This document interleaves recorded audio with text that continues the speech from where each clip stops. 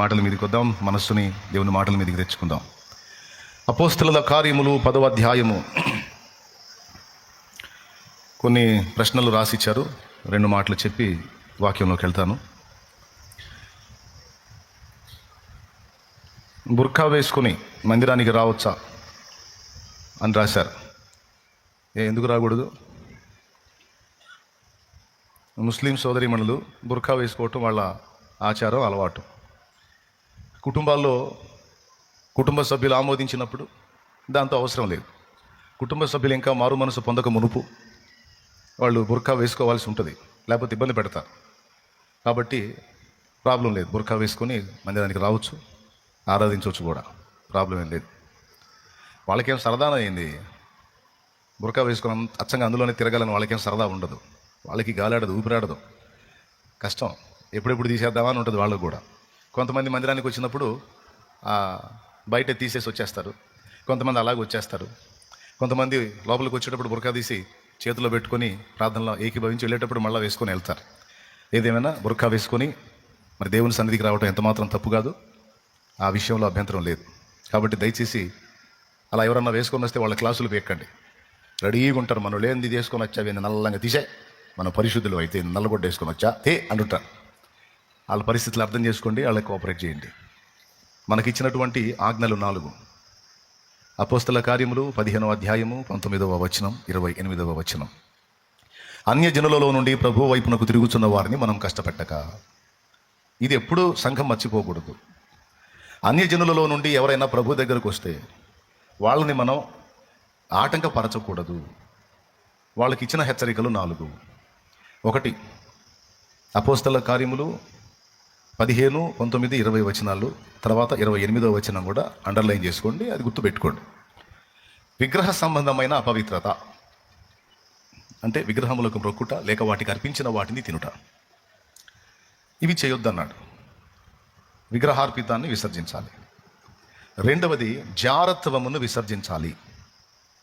జారత్వం అంటే తెలుసా? వ్యభిచారము, జారత్వం. వ్యభిచారము అంటే మీకు తెలుసు, దాని గురించి నేనేం చెప్పాల్సిన అవసరంలా. భార్యనుగాక పరస్త్రీని సమీపించుట వ్యభిచారము, భర్తనుగాక పరపురుషుని ఆశించుట వ్యభిచారము. అయితే జారత్వానికి ఇంకొక అర్థం కూడా ఉంది. జారత్వానికి 3 అర్థాలు చెప్పుకోవచ్చు. 1 వ్యభిచారము అని, 2వది వివాహమునకు ముందే లైంగిక సంబంధాలు కలిగి ఉండుట అని, 3వది వావి వరస క్రమం కూడా లేకుండా అక్రమంగా ప్రవర్తించుట. ఇది జారత్వము. ఇంకా దాని గురించి నేనే వర్ణించి ఎక్కువసేపు చెప్పాల్సిన అవసరం లేదు. చెప్పమంటే ఇంకోసారి చెప్తా. జారత్వమునకు 3 అర్థాలు చెప్పుకోవచ్చు. 1 వ్యభిచారము, 2వది వివాహమునకు ముందే లైంగిక సంబంధములు కలిగి ఉండుట, 3వది వావి వరస క్రమాలు కూడా పాటించకుండా విచ్చలవిడిగా జంతు సంబంధంగా పాపం చేయుట. ఇది జారత్వం.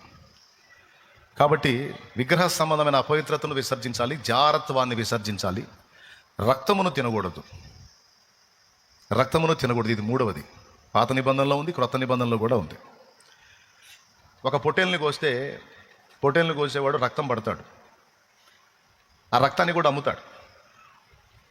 30 కేజీల పొట్టేల్ని కోస్తే 30 కేజీలు 30 కుప్పలు వేస్తే 30 కుప్పలు 30 మంది తీసుకెళ్తారు. వాళ్ళకి పాపం లేదు. కానీ ఒకడు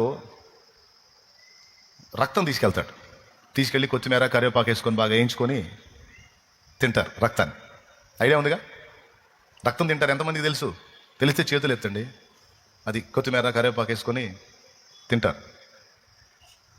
30 కేజీల పొట్టేలకి 30 కుప్పలు తీసుకెళ్ళింది 30 మందికి పాపం లేదు. కానీ రక్తముని ఎవడైతే తీసుకెళ్ళి వండుకు తిన్నాడో వాని లెక్క అడుగుతానన్నాడు. దాని ప్రాణము రక్తములో ఉంటుంది కనుక రక్తము తిన్నవాడు ఆ ప్రాణిని తిన్నట్టు కనుక వాడిని అడుగుతాను నేను లెక్క అన్నాడు. మరి రక్తాన్ని ఏం చేయాలంటే రక్తమును నేలను ఓడ్చాలి, మట్టితో కప్పేయాలి. ఎందుకంటే ఆ ప్రాణి నేల నుండి తీయబడింది కనుక తిరిగి ఆ ప్రాణాన్ని నేలలో కలుపుతున్నట్టు. అలా రక్తమును నేలను ఓడ్చిన వాడికి పాపం ఉండదు. అర్థమైందా? కాబట్టి 3: 1 విగ్రహ సంబంధమైన అపవిత్రత, 2వది జారత్వం, 3వది రక్తం, 4వది గొంతు పిసికి చంపిన దాన్ని. కొన్ని దేశాల్లో, కొన్ని ప్రదేశాల్లో కొంతమంది ఏం చేస్తారంటే గొంతు కొయ్యరు. గొంతు కోస్తే బ్లడ్ బయటకు వచ్చింది. బ్లడ్ బయటికి పోయిందంటే టేస్ట్ ఉండదు మాంసంలో, అందుకని గొంతు పిసికి చంపుతారు. అప్పుడు బ్లడ్ బాడీలోనే ఉంటుంది. అర్థమైందా? అప్పుడు మాంసం కోసినప్పుడు బ్లడ్ మాంసం మిక్స్ అయ్యి వచ్చి ఒక డిఫరెంట్ టేస్ట్ వచ్చింది. అందుకని కొన్ని ప్రదేశాల్లో గొంతు పిసికి చంపుతారు. సో అప్పుడు కూడా బ్లడ్ దానిలో ఉంటుంది కనుక అప్పుడు అది తిన్న వాళ్ళందరికీ వర్తించింది. కాబట్టి 4 విసర్జించాలి: విగ్రహ సంబంధమైన అపవిత్రత, జారత్వము, రక్తము, గొంతు పిసికి చంపిన దాన్ని తినకూడదు. అవశ్యమైన వీటికంటే మరి ఎక్కువైన ఏ భారము మీ మీద మోపకూడదని పరిశుద్ధాత్మకును మాకును తోచెను అన్నాడు 29వ వచనంలో. కాబట్టి అన్ని జనుల్లో నుంచి ప్రభు దగ్గరికి వచ్చే వాళ్ళని దయచేసి అభ్యంతర పెట్టకండి. వాళ్ళు బొట్టు పెట్టుకుంటారు, బొట్టు తీసే అని వెంటపడకూడదు. గాజులు వేసుకుంటారు, కొంచెం ప్రభులోనికి నూతనంగా వచ్చేటువంటి వాళ్ళు అన్నిటినీ కలిగి ఉంటారు, అభ్యంతరపరచకూడదు. ఎందుకంటే మనకు చెప్పినవి 4. అర్థమైందా? ఈ 4 వాళ్ళు చేయకుండా వాళ్ళని కంట్రోల్ చేస్తే చాలు. ఇక మిగిలినవి, ఇప్పుడు మంగళసూత్రం వేసుకుంటారు. మంగళసూత్రం సహజంగా మన క్రైస్తవులు కొంతమంది అది వేసుకోకూడదు, తీయాలి అంటారు. కొన్ని సింబాలిక్గా వేసుకున్నారు, కొన్ని ఆచారంగా వేసుకున్నారు, కొన్ని అలంకారంగా వేసుకున్నారు. అధికమైన అలంకరణ మనకు నిషేధం. పరపురుషుడు నన్ను చూసి మోహించాలి అనే విధంగా మనం రెడీ అవ్వటం అనేది మనకు నిషేధం. దైవభక్తి గలవారమని చెప్పుకున్న స్త్రీలకు తగినట్టుగా సత్క్రియల చేత మిమ్మల్ని మీరు అలంకరించుకోండి అన్నాడు. తిమోతికి రాసినటువంటి మొదటి పత్రిక 2వ అధ్యాయం 9వ వచనం. జస్ట్ రిఫరెన్స్ నోట్ చేసుకొని నాకు వెళ్ళి చూడండి. స్త్రీలను గురించి అక్కడ మాట్లాడాడు.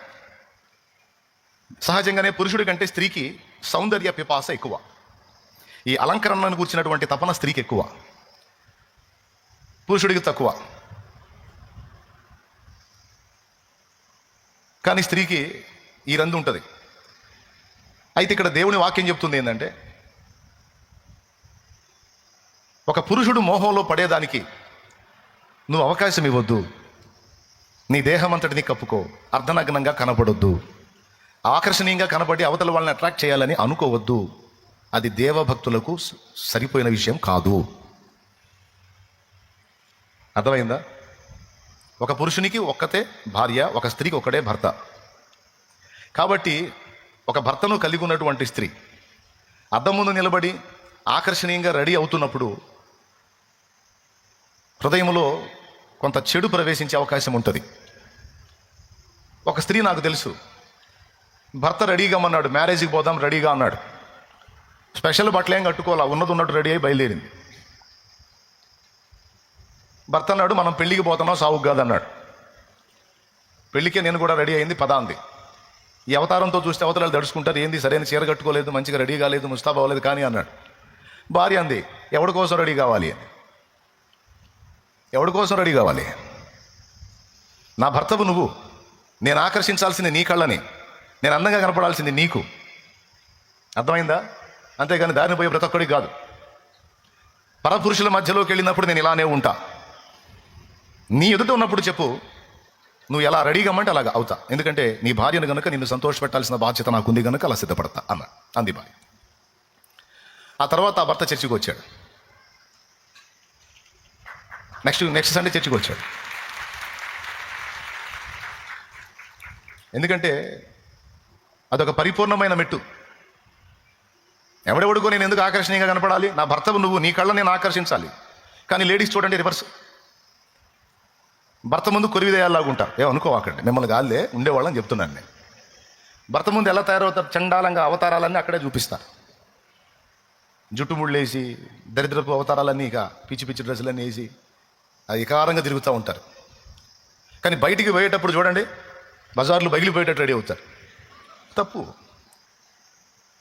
పరపురుషుడు నిన్ను చూసి మోహించాలన్న ఆలోచన ఒక స్త్రీకి రావద్దు. పరస్త్రీ నన్ను చూసి మోహించాలన్న ఆలోచన పురుషుడికి రావద్దు. పురుషుడా, నీవు నీ భార్య విషయంలో, స్త్రీ నీవు నీ భర్త విషయంలో.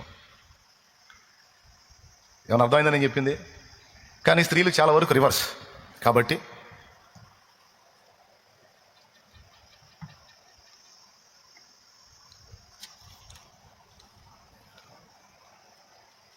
ఆ అధికమైన అలంకరణ ఒకటి మనకి నిషేధించబడింది. అది నేను మీకు రిఫరెన్స్ చూపించాను.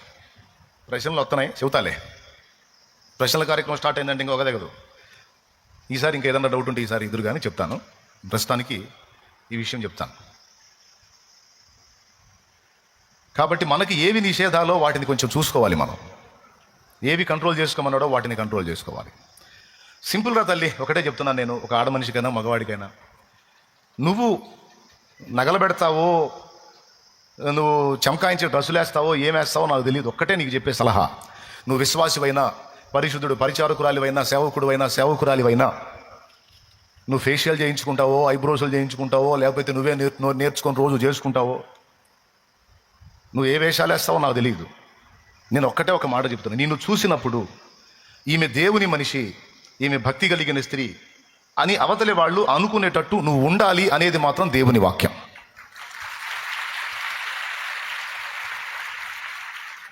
పురుషుడా, నిన్ను కూడా చూసినప్పుడు ఇదిగో దేవుని సంబంధి అనుకునేటట్టు నువ్వు ఉండాలి. దైవభక్తి గలవారమని చెప్పుకున్న స్త్రీలకు తగినట్టుగా సత్క్రియల చేత మిమ్మల్ని మీరు అలంకరించుకోండి. అది అలంకరణ కావాలి, కానీ దుష్క్రియలు చేస్తా పైకి ఎంత సోకు చేసుకున్నా ఒట్టిదే అని దేవుని వాక్యం చెప్తుంది. కాబట్టి మీరు శుభ్రంగా కనపడాలి, ఉన్నంతలో శుభ్రంగానే ఉండాలి, అది తప్పేం కాదు. కానీ ఆకర్షణీయంగా కనపడాలని మీరు వేసేటువంటి పొరపాటు అడుగులు ఏవైనా ఉంటే వాటిని బ్యాలెన్స్ చేసుకోండి. మరి ఇప్పుడు ఐబ్రోసుల సంగతి నువ్వు మాతో మాట్లాడుతున్నా, మరి టీవీలలో సెల్ ఫోన్లో కనపడుతున్న పాస్టరమ్మలే చేస్తున్నారు కదా, వాళ్ళ సంగతి ఏందని డౌట్ వచ్చింది. ఏం చేద్దాం, ఒక డౌట్ తోగితే ఇంకో డౌట్ వస్తుంటుంది. పాస్టరమ్మలే శుభ్రంగా ఐబ్రోసులు చేసుకొని, ఫేషియల్ చేసుకొని శుభ్రంగా రెడీ అయ్యి కనపడుతున్నారు కదా, వాళ్ళ సంగతి ఏంది? మరి వాళ్ళు మాదిరి కదా, వాళ్ళు ప్రసంగాలు దంచుతున్నారు కదా. అంటే నేను చెప్తున్నా, సేవకురాళ్ళకు కూడా చెప్తున్నా, విశ్వాసులకి చెప్తున్నా, సేవ రెండు రకాలు. పట్టణాలలో సేవ, పల్లెటూళ్ళలో సేవ. మళ్ళీ చెప్తున్నా, పట్టణాలలో సేవ, పల్లెటూళ్ళలో సేవ రెండు రకాలుగా ఉంటుంది. పట్టణాలలో ఈరోజు ఎలా అయిపోయిందంటే అందరూ అలాంటి స్థితికి వెళ్ళిపోయారు. ఫేషియల్ చేయించుకోవటం, ఈ ఐబ్రోసులు చేసుకోవటం, ఈ రకరకాల హడావిడి కార్యక్రమాలు పట్టణంలో సర్వసాధారణం అయిపోయినాయి. పట్టణపు జీవితానికి, సిటీ లైఫ్కి అలవాటు పడిన వాళ్ళు ఒకవేళ సేవకురాలు అలాంటి స్థితిలో కనబడినప్పుడు అభ్యంతరంగా పరిగణించరు, వదిలేస్తారు. వాళ్ళు అంత సీరియస్గా తీసుకోరు. అమెరికాలో మిడ్డీ వేసుకొని వాక్యం చెప్పినట్టు, దేవునికి స్తోత్రం, ఈజీగా అర్థమైంది ఇప్పుడు మీకు. అమెరికాలో మిడ్డీ తప్పు కాదు, అమెరికాలో చీరగడ్డి తిరిగితేనే వింతగా చూస్తారు, మిడ్డీ వేసుకుంటే కామన్. అర్థమైందని చెప్పింది. అంటే వాళ్ళకి మిడ్డీ తప్పు కాదు, కానీ స్థితిలో వాళ్ళు ఉన్నప్పుడు ఈమె మిడ్డీ వేసుకొని చెప్పింది. జుట్టు కట్ చేసుకుంటే అక్కడ తప్పు కాదు. అందుకే ఆడవాళ్ళకి మగవాళ్ళకి తేడా లేకుండా అంతా అంటకత్తి రేపించుకొని తిరుగుతుంటారు ఆడవాళ్ళు కూడా. అక్కడ ఉన్న సమాజము దాన్ని అభ్యంతరపడినప్పుడు కొంత ఎగ్జంప్షన్ ఉంటుంది. దేవునికి స్తోత్రం, హల్లెలూయా. కానీ మనం ఉండే సమాజాల్లో వ్యక్తులు, ఇప్పుడు పల్లెటూళ్ళలో ఉన్నారు, పాస్టర్ గారు ఐబ్రోసులు చేసుకొని తిరుగుతుంది అనుకో, అది వాళ్ళకి అభ్యంతర కారణంగా ఉంటుంది. ఏమైందో ఇంత సోకులు చేసుకొని తిరిగిద్ది. నువ్వు విశ్వాసమైనా, పాస్టర్ అయినా, ఎవరైనా, పాస్టర్ అయినా, సమాజం అభ్యంతరపడేటువంటి విషయాలు కొన్ని ఉంటాయి. నేను చెబుతున్నాను, సిటీలో సేవ చేసిన వాళ్ళైనా సరే అవి చేయించుకోవాలి, ఆకర్షణ కనబడాలని ఏం లేదు. రూల్ సాధ్యమైనంత వరకు తగుమాత్రపు స్థితిలో ఉండి మంచి మనస్సాక్షి కలిగి ఉన్నంతలో శుద్ధంగా కనపడటం తప్పేం కాదులే. కానీ అదనంగా చేసేవి పట్టణంలో అయినా పల్లెటూళ్ళు అయినా కొంచెం కంట్రోల్ చేసుకుంటే పాస్టర్మలో కూడా మంచిది అని నా సలహా. లేదు మేము ఇంతే ఊరేగుతామంటే నేనేముంటాడని చెప్పడానికి ఊరేగు. అప్పుడు సంఘం కూడా అలానే తయారైంది. ఒకసారి ఓ సేవకుడు అన్నాడు, మనం కిళ్ళి వేసుకుందామా అన్నాడు. కిళ్ళి వేసుకుందామా అన్నాడు. కిళ్ళి వేసుకుంటే తప్పే ఉంది, తీపి కిళ్ళి తినొచ్చు కదా అంటే, నేను అన్నాను, జనం ముందు మనం తీపి కిళ్ళి తింటే జనం జరదా కిళ్ళి తింటారు అన్నాను. సింపుల్గా, దేవునికి స్తోత్రం. ఏంటి, జనం ముందు మనం తీపి కిళ్ళి తింటే జనం పాస్టర్ గారే నవ్వుతున్నాడా అని చెప్పి జనం జరదా కిళ్ళి తింటారు. కాబట్టి కొంచెం, ఎందుకంటే మనుషులు పై రూపమును లక్ష్య పెట్టుదరని వాక్యంలోనే ఉంది. దేవుడేమో హృదయమును లక్ష్య పెడతాడు, మనుషులు పై రూపమును లక్ష్య పెట్టుదురు. కొంతమంది పై అవతారాలు దరిద్రంగా పెట్టుకొని హృదయం చూడండి, హృదయం చూసే సీను వాడుకుందా? హృదయం చూసే సీన్ దేవుడికే ఉంటుంది కానీ మనుషులకు లేదు. మనుషులు పై రూపమే చూస్తారు. కాబట్టి మనుషులు చూసేటువంటిది వెలుపటి రూపమే కనుక పైకి కనబడేదాన్ని ప్రజలు సీరియస్గా తీసుకుంటారు గనుక, మనుషులు పై రూపమును లక్ష్య పెట్టుదురు అని దేవుడే చెప్పాడు గనుక, వారి ఎదుట భక్తి గలవారమని చెప్పుకొనుటకు తగిన విధమైనటువంటి క్రమములో మీరు కనబడండి.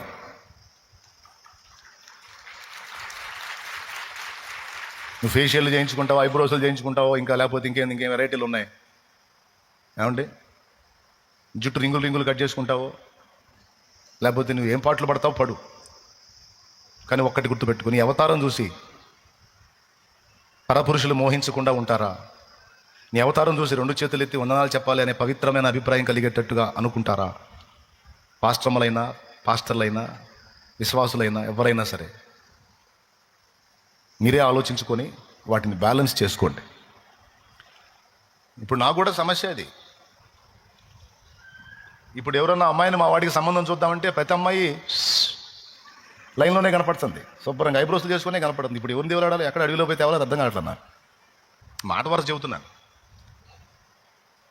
నేను అర్థమైంది నేను చెప్పింది. ఎందుకు చేసుకున్నావు అంటానికి లేదు, అలవాటు అయిపోయింది. కాబట్టి ఎవరికి వాళ్ళకి మనస్సాక్షి ఉందిగా, వాక్యం ఉందిగా ఎవరి చేతిలో అయినా. కానీ వాక్యం ఖండితంగా చెబుతుంది, దేవభక్తి గల బిడ్డని అని చెప్పుకోవడానికి తగినట్టుగా నువ్వు కనబడాలి అంది గనుక, అలాంటి రూపాన్ని ప్రజలు కూడా పట్టించుకుంటారు గనుక, ఎలా ఉంటే ప్రజలను దేవుని వైపు తిప్పగలవో ఆలోచించుకొని అలా తయారుగా. సిటీలో పాస్టర్లు ఇలా చేస్తున్నారని పల్లెటూరు పాస్టర్లు అలా తయారవుతున్నారు.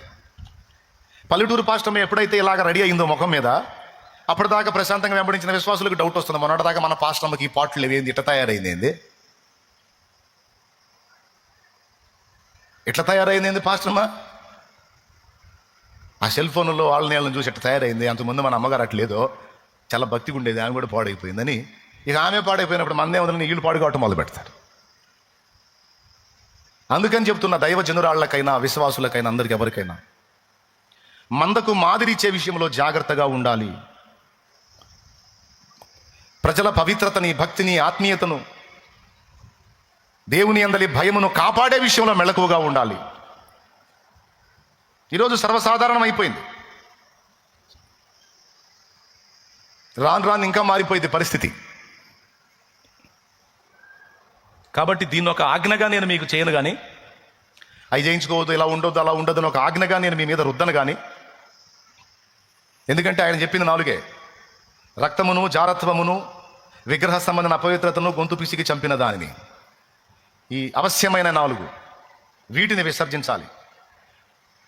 ఇక మంగళసూత్రం, ఒరే పరపురుషులారా, నేను ఒకడికి చెందిన దాన్ని, దయచేసి నన్ను మోహపు చూపులు చూడొద్దు, నన్ను వివాహానికి అడగొద్దని సింబాలిక్గా మంగళసూత్రం వేస్తారు. దాన్ని కొంతమంది విగ్రహాలతో చేయించుకుంటారు, కొంతమంది పుష్పాలతో చేయించుకుంటారు, దేవుని పిల్లలు అయితే సిలువతో దాన్ని వేసుకుంటారు. అక్కడ మీరు సరిచూసుకోవాలి. కానీ మంగళసూత్రం వేసుకున్నందున నువ్వు అపవిత్రురాలివి, నువ్వు క్రైస్తవురాలివి కాదని నిషేధించడం తప్పు. బొట్టు పెట్టుకుంది అని ఆమెను అన్నావు. ఆమె అన్ని జనురాలు క్రీస్తు వద్దకు వచ్చింది, ఆమె బొట్టు పెట్టుకుంది. బొట్టు నిషేధం అని నువ్వు అన్న, మరి ఐబ్రోస్లు నువ్వు బొట్టు పెట్టలే, మరి ఈ చేసావుగా, ఆటి సంగతి ఏంది? అది చెప్పింది ఆ బైబిల్. కాబట్టి అన్ని జనుల్లోంచి ప్రభు దగ్గరకు వస్తున్న వాళ్ళని ఓవర్ యాక్షన్ చేసి వాళ్ళని కంట్రోల్ చేయడానికి ట్రై చేయకండి. వాళ్ళకి సత్యం అర్థమైనప్పుడు, మనోనేత్రాలు వెలిగినప్పుడు ఆ ఆచార సంబంధిత వ్యవహారాలు వాళ్ళే వైనం చేసుకుంటారు, అది వాళ్ళ ఇష్టం. నేనైతే ఒక్కసారి కూడా ఒక్కళ్ళు కూడా బొట్టు తీసేయని చెప్పలా, చెయ్యను కూడా ఆ ప్రసంగం నేను. దేవునికి స్తోత్రం. అలాగే సిటీలో సేవ చేసేటువంటి, పట్నంలో సేవ చేసేటువంటి సేవకురాళ్ళు, చదువుకున్న వాళ్ళు కొంచెం అప్డేట్గా రెడీ అయినప్పుడు, పట్నంలో విశ్వాసులుగా వాళ్ళని వెంబడించే వాళ్ళకి అభ్యంతరం లేనప్పుడు నాకు వచ్చిన ప్రాబ్లం ఏం లేదు, మొత్తం కలిసి దూరేగండి మీ ఇష్టం వచ్చినట్టు, ఏం చేసేదే ఉంది. వాళ్ళని చూసి మారుమూల ప్రాంతాల్లో సేవ చేసేవాళ్ళు కూడా ఆ విధంగా తయారైతే ఆ సమాజాలు మిమ్మల్ని బహిష్కరిస్తాయి, విసర్జిస్తాయి, తప్పుడు మాదిరి అని త్రోసివేస్తాయి. కనుక మీ గౌరవం పోగొట్టుకోకుండా వాళ్ళ ఎదుట జాగ్రత్తగా ప్రవర్తించండి అని చెప్పా. క్లియర్గా అర్థమైందా? ఏమన్నా కన్ఫ్యూజ్గా ఉందా? దేవునికి స్తోత్రం, హల్లెలూయా.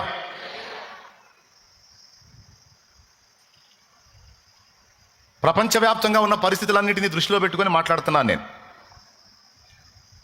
అమెరికాలో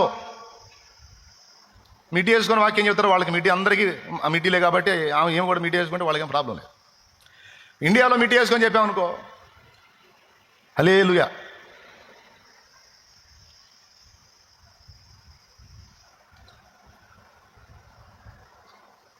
కానీ వాక్యం అయితే మాత్రం దేహమంతా కప్పుకొనున్నట్లు వస్త్రం ఉండాలంది. వాక్యాన్ని వాక్యంగా సీరియస్గా ఫాలో అయ్యే వాళ్ళ విషయంలో దేవుడు కూడా సీరియస్గానే ఉంటాడు. ఇక్కడ నుంచి ప్రసంగాంశం స్టార్ట్ అయ్యింది, ఇక జాగ్రత్తగా వినండి. దేవునికి స్తోత్రం కలుగును గాక. మూలవాక్యం చదివించి ప్రార్థన చేస్తాను. దానికి ముందు చెప్తున్నాను, మీరు ఏ అలంకరణ చేస్తారో, ఏ విధంగా రెడీ అవుతారో నాకు తెలియదు. కానీ మిమ్మల్ని చూసినప్పుడు భక్తిగల స్త్రీలు అని చెప్పుకోవడానికి, భక్తిగల పురుషులు అని చెప్పుకోవడానికి తగినట్టుగా మిమ్మును మీరు రెడీ చేసుకోండి, సిద్ధపరచుకోండి. ఓకే, ఇక నువ్వు ఏం చేస్తావు నాకు నా వల్ల కాదు, ఇక నేను అని చెప్పలేను. కానీ నీ ముఖం చూసినప్పుడు, నీ కట్టుబొట్టు వ్యవహారం చూసినప్పుడు మాత్రం ఒక పవిత్రత నీ నుండి కనపడేటట్టు మాత్రం నువ్వు జాగ్రత్త చేసుకో. నువ్వు నిజంగా భక్తి గల దానివైతే. ఒక నామకార్థివి, వేషధారివి అయితే నీ ఇష్టం వచ్చినట్టు ఊరేగి నేను చేయగలిగింది ఏం లేదు. నాకు ఎంతవరకు హక్కు ఉందో అంతవరకే మాట్లాడతాను నీ విషయంలో, పూర్తి హక్కు నాకు లేదు. దేవుడే అడ్డగించినప్పుడు నేనేమన్నా అడ్డగించడానికి? నా ఇష్టం వచ్చినట్టు నేను ఊరేగుతానంటే దేవుడే వదిలేశాడు, ఊరేగు సరే అని. లెక్క అడిగేటప్పుడు అడుగుతాడు. కాబట్టి నాది కూడా అంతే. చెప్తా ఇట్లా కాదు ఇట్లా అని, ఇక మీరే జాగ్రత్త పడాలి. చెప్పండి, ఫైనల్గా ఏం చేయాలి? నిన్ను చూసినప్పుడు చదవండి ఒక్కసారి ఆ వచనం. తిమోతికి రాసిన మొదటి పత్రిక 2వ అధ్యాయము 9వ వచనం. మరియు స్త్రీలను అనుకూయు స్వస్థబుద్ధియు గలవారయుండి తగుమాత్రపు వస్త్రముల చేతనే గాని జడలతోనైనను బంగారముతోనైనను ముత్యములతోనైనను మిగుల వెలగల వస్త్రములతోనైనను అలంకరించుకొనక దైవభక్తి గలవారమని చెప్పుకున్న స్త్రీలకు తగినట్టుగా సత్క్రియల చేత తమ్మును తాము అలంకరించుకొనవలెను. దేవునికి స్తోత్రం కలుగును గాక.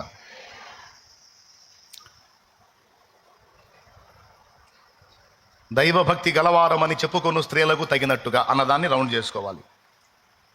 నన్ను చూస్తే ఒక భక్తురాలు అంటారా, లేకపోతే బలహీనురాలు అంటారా? నన్ను చూస్తే అక్క వందనాలు అంటారా, లేకపోతే అంటారా? ఏమనుకోవద్దు, పచ్చిగా చెప్తున్నా. నన్ను చూస్తే అక్క వందనాలు అంటారా, లేకపోతే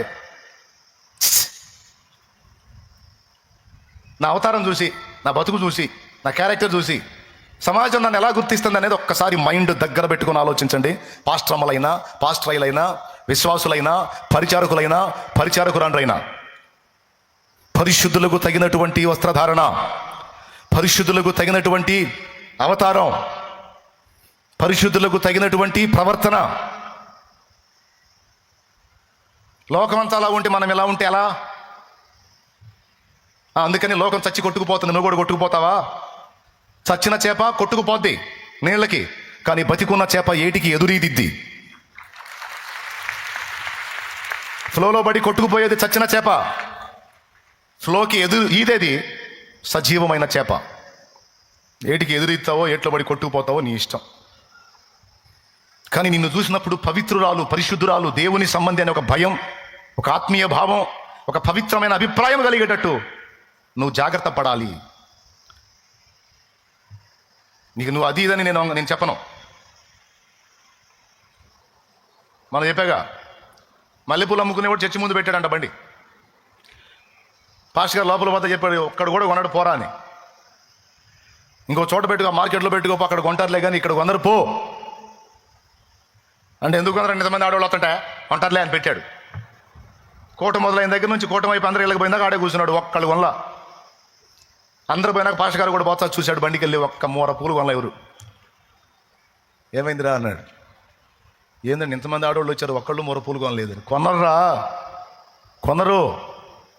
పిచ్చి పిచ్చి వేషాలన్నీ వేసి రోడ్లమిటి బజార్లమిటి తిరగటానికి వారు బజారు సంబంధులు కాదు, వారు పరిశుద్ధాత్మ సంబంధులు. వారు పరిశుద్ధాత్మ సంబంధులు, పరిశుద్ధాత్మను కలిగి ఉన్నవారు, సత్ప్రవర్తన కలిగి ఉన్నవారు, సత్క్రియలు చేయడానికి పిలువబడిన వారు, ఏర్పరచబడిన వారు, ఆయన రక్తము చేత కడగబడిన వారు. వారు అడ్డదిడ్డంగా తిరిగేవాళ్ళు కాదు, అడ్డదిడ్డంగా ప్రవర్తించేవాళ్ళు కాదు, అడ్డదిడ్డంగా బతికేవాళ్ళు కాదు.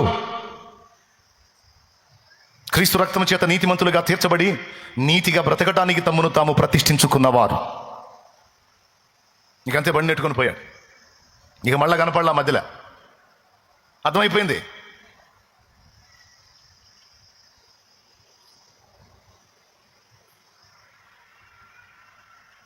ప్రియులారా, పురుషులు కూడా చెప్తున్నాను నేను, మందిరం ముందు బీడీ కొట్లు ఉండకూడదు, సిగరెట్ కొట్లు ఉండకూడదు. ఎలాంటి వాళ్ళు ఉంటే ఉంటాయో తెలుసా? సగం కోటంలో పోయి 2 దమ్ములు కొట్టొచ్చే రకాలు ఉంటారు చూడు. సగం కోటంలో పోయి బయటికి పోయి 2 దమ్ములు టపి టపి లాగి వచ్చే వాళ్ళు ఉంటారు చూడు. అట్లాంటి రకాలు ఉన్న దగ్గర పెడతారు. అట్లాంటి వాడికి బేరాలు ఉండకూడదు. ఏంది ఇన్ని సిగరెట్ పెట్లు పెట్టినా ఒకటి కొనలేదు. ఏంటంటే సిగరెట్లు, బీటీలు, చుట్టలు తాగేవాళ్ళు కాదురా వాళ్ళు. వాళ్ళు గుట్కాలు, చెత్త చెదారం, కైనీలు అట్లా నవ్వేవాళ్ళు కాదు వాళ్ళు. ఒకప్పుడు అట్టివారై ఉంటుంది కానీ ఇప్పుడు వాటిని విసర్జించారు. వారు పరిశుద్ధులు,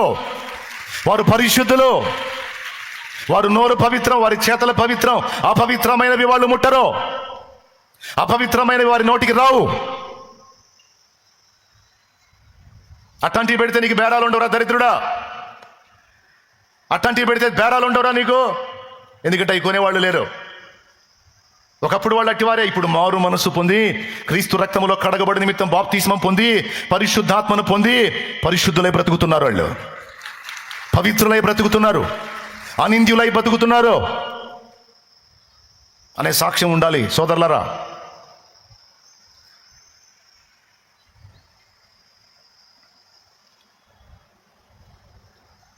కాబట్టి నిషిద్ధమైనవేవో నిషిద్ధం కానివేవో తెలుసుకొని బతకడం నేర్చుకోండి. అన్ని జనుల్లోంచి ప్రభు వైపు తిరుగుతున్న వారిని బొట్టు ఎందుకు పెట్టా, మంగళసూత్రం ఎందుకు వేసావు, ఈ గాజులు ఏంది బురక ఏంది నల్లంగా, ఇట్లాంటి వద్దు. అసలు బురకాలు వేసుకున్న వాళ్ళు దేవుని మందిరంలోకి వచ్చి కూర్చుంటున్నారంటే నీకు మైండ్ పోవాలి. ఎలాంటి వాళ్ళని దేవుడు దర్శిస్తున్నాడో,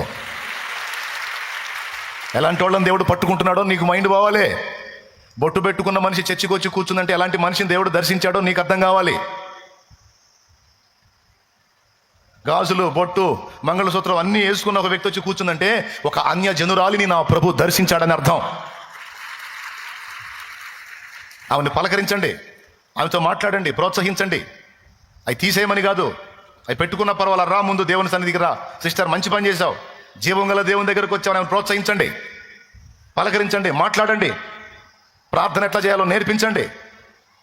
కూటానికి వస్తారా, కూర్చుంటారా? వచ్చేటప్పుడు ఒకళ్ళనొకళ్ళు పలకరించరు, పోయేటప్పుడు ఒకళ్ళనొకళ్ళు పలకరించి కనీసం ఏ ఊరు అని కూడా అడగరు. వాళ్ళతో నాకెందుకు, వీళ్ళతో నాకెందుకు, తప్పమ్మా. కనీసం ఊరి పేరు, కనీసం నీ పేరేంటమ్మా, జస్ట్ పరిచయం. కొత్తగా వచ్చిన వాళ్ళని కొంచెం పలకరించి, నువ్వు అనేదానివి, నువ్వు అనేవాడివి, అవతల వాడిని కొంచెం పలకరించి పరిచయం చేసుకుంటే నెక్స్ట్ సండే వచ్చిన ఆ కొత్తవాడు నిన్ను దేవుడు ఆడుకుంటాడు నువ్వు ఏడున్నావు అని. కొంచెం పలకరించి పరిచయం చేసుకుంటే నెక్స్ట్ వచ్చే మనిషి, అదే మనిషి నెక్స్ట్ వీక్ వచ్చినప్పుడు పోయిన వారం నన్ను పలకరించిన ఒక అక్క ఎక్కడుందో అని నిన్ను వెతుక్కుంటుంది. అది పద్ధతి. మళ్ళీ వెతుక్కుంటా వచ్చి నన్ను వడ్డీకి డబ్బులు అడవాకు. దేవునికి స్తోత్రం కలుగును గాక. హల్లెలూయా. మళ్ళీ పలకరించి పరిచయాలు పెంచుకొని మళ్ళీ పర్సనల్ కాంట్రాక్ట్లు, వడ్డీ డబ్బులు, అట్లాంటివి వద్దు. కొంతమంది పలకరిస్తారు, కలుపుకుంటారు, పరిచయం చేసుకుంటారు, కానీ పైసల కోసం. అది పాపం. కానీ ఒక ఆత్మని బలపరచడానికి, ఒక ఆత్మని క్రీస్తులో స్థిరపరచడానికి, ఒక ఆత్మను ప్రోత్సహించడానికి నువ్వు ఖచ్చితంగా పలకరించాలి. అలా పలకరింపులు కలిగిందే సంఘం అంటే. చూడండి, పక్కన వాళ్ళని చూడండి, ఏది అటు చూస్తున్నారు ఏంది, చూడండి అంటే చేతులు కలపండి, పలకరి, నేను టైం ఇస్తా, ఏం ప్రాబ్లం లేదు, అడగండి ఏ ఊరు, ఏం పేరు అడగండి, ఊరు అడగండి, అడుగు, నేను తెలుసుకోండి ఆయన, అడగండి, ఏం పర్లేదు, మీరు ఏం సిగ్గుపడద్దు, ఏం ఫీల్ అవ్వద్దు, అడగండి, పోతే పోయిన టైం అడగండి. అది ఏ ఊరు నుంచి వచ్చారో నీకు తెలియదు, వాళ్ళు ఎవరో నీకు తెలియదు. మళ్ళీ ఇదంతా కలిపి మనం సంఘం.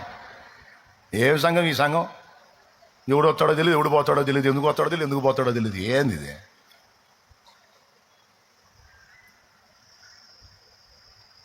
అది కాదు సంఘక్రమం. ఇందాక లేచారు, ఎంతమంది లేచారో చూడండి. నూతనంగా వచ్చిన వాళ్ళు, వాళ్ళందరినీ పరిచయం చేసుకొని భక్తికి ప్రోత్సహిస్తే, నీకు తెలుసా, బయట ఎక్కడో నువ్వు సువార్త చేయలేకపోవచ్చు, మందిరంలో నీ పక్కకే తీసుకొచ్చి కూర్చోబెడుతున్నాడు ఒక ఆత్మని. బయట చెబితే ఎగతాళి చేస్తారేమో, తిడతారేమో, తంతారేమో, కొడతారేమో అని భయంగా నీకు దడగా, సిగ్గుగా నీకు సువార్త చెప్పడానికి మెలికలు తిరుగుతుంటావుగా. దరిద్ర కొట్టు పనులు చేయడానికి సిగ్గు అవసరం లేదు, కానీ సువార్త చెప్పడానికి సిగ్గుగా నీకు. సరే బయట తగలబడకపోయి కనీసం పక్కకు వచ్చి కూర్చున్నాళ్ళన్న ఒక ఆత్మకి దేవుని గురించి చెప్పి బలపరిస్తే ఏమో ఆత్మ రక్షింపబడితే ఆత్మ నీ ఖాతాలో పడింది. ఆదివారం కూటమి అయిపోగానే ఇంటికి పోను. నేను చర్చికి మీలాగా విశ్వాసిగా వెళ్ళినప్పుడు కూటమి అయిపోగానే సంకలో బయలుపెట్టి పొలోమని పరిగెత్తను. 2:30 అయినా సరే కడుపు ఆకలి ఎలకలు పరిగెత్తుతున్నా సరే పోను. కనీసం 4-5 పలకరించి పరిచయం చేసుకొని పోతా. 4-5 పలకరించి ఏ ఊరు అని పలకరించి పోతా. నా అలవాటు అది. ఎప్పుడన్నా చేశా ఆమేన్ అంటాం చాలు. ఇక బైబిల్ తీసుకోవడం హల్లెలూయా పెందలాడు వదిలేడయ్యా స్తోత్రం అనుకోవడం పోవటం అది కాదు పద్ధతి. ఇక నుంచి నేర్చుకోండి సంఘమా, నేర్చుకోండి ఆత్మీయ బిడ్డలారా, నేర్చుకోండి. పక్కన ఉన్న వాళ్ళని పలకరించండి, పరిచయం చేసుకోండి. ఒకవేళ వారు అన్యజనులు అయితే 2 మాటలు వాళ్ళకి అందించావంటే వాళ్ళు కూడా రక్షింపబడతారు. నీ పక్కకు వచ్చిన ఆత్మ నీ దగ్గరికే దేవుడు తెచ్చిన ఆత్మ. ఈరోజు సంఘాలు పట్టించుకోవట్లే ఆ విషయాన్ని. అడిగారా పక్కన వాళ్ళు పలకరించారా? ఎంతమంది పలకరించారు? ఇప్పుడు ఒకటి అడుగుతా, చెప్పండి. వాళ్ళ ఊరి పేరు మీరు చెప్పండి. మీరు ఎవరు ఊరి పేరు అడిగారో వాళ్ళ ఊరి పేరు మీరు అందరూ పెద్దగా చెప్పండి. అడిగారా? నిజంగా అడిగారా? వాళ్ళ పేరు మీరు చెప్పండి. వాళ్ళ పేరు మాకేం తెలుసు? అడగవయ్యా, అడగవమ్మా. జోక్గా తీసుకోవద్దు, సీరియస్గా తీసుకోండి. నిజంగా అడగండి, పలకరించండి, చేతులు కలపండి. ఒకసారి కలపండి. దేవుడు నిన్ను దీవించుగాక అనండి. దేవుడు నిన్ను దీవించుగాక. మీరు కూడా అనండి, మా చేతులు కలిపి దేవుడు నిన్ను దీవించుగాక. అమ్మయ్యా, దేవుడు మన దగ్గరికి తీసుకొచ్చిన బిడ్డలకి మనమే నేర్పాలి, మనమే బోధించాలి. సంఘమంతా ఈ బాధ్యత తీసుకుంటే ఎంతమంది రక్షించబడతారో తెలుసా? నాకెందుకులే అని పోయినందుననే చాలా ఆత్మలు ఇంకా రక్షించబడట్లేదు. సంఘములో ప్రతి బిడ్డకు ఇలాంటి చైతన్యం ఉంటే, ప్రతి బిడ్డ కనీసం 4 పలకరించగలిగితే గొప్ప ఉజ్జీవం వస్తుంది.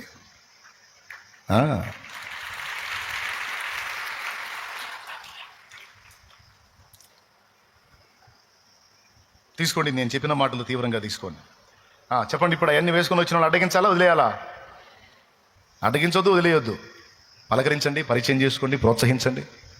సిస్టర్ అయినా పర్వాలేదు, బురకా వేసుకున్నారా సిస్టర్, ముందు అసలు నువ్వు దేవుని సన్నిధికి వస్తున్నావు, చాలా ఆశ్చర్యంగా ఉంది, సంతోషం అని యేసయ్య ప్రేమను పంచండి, ప్రోత్సహించండి, ధైర్యపరచండి. వాళ్ళు ఏ కష్టాల్లో ఉన్నారో, బాధల్లో ఉన్నారో, కన్నీళ్లలో ఉన్నారో 2 మాటలు వాళ్ళకి యేసయ్య గురించి మీ సాక్ష్యం చెప్పి ధైర్యపరచండి. ఇంకా దేవునికి కనెక్ట్ అవుతారు, బలపడతారు, స్థిరపడతారు. ఇది మీ బాధ్యత, నా బాధ్యత. చేతులు ఎత్తి చూపించండి, ఎవరు బాధ్యత? మా బాధ్యత అన్నోళ్ళు చేతులు ఎత్తండి. నిజమేనా? మరి ఎన్నాళ్ళు నెరవేర్చారా మీ బాధ్యత? ఇక నుంచి నెరవేర్చండి. రైట్. బయట సిగరెట్ షాపులు ఉండాలా? ఆడికి వ్యాపారాలు ఉండకూడదు, మూసేసుకోవాలా. సిగరెట్లు పెట్టినోడు యేసునామములో ఆడి కొట్టే, చర్చి ముందు సిగరెట్ షాపులు పెట్టినోడు యేసునామములో ఆడి కొట్టే లేచిపోవాలా, యేసునామములో ఆడి కొట్టే మూతపడాలా. అది చర్చి ముందు సిగరెట్ కొట్టే ఊడు పెట్టినా సరే యేసునామములో ఆడి షాపు వాడు.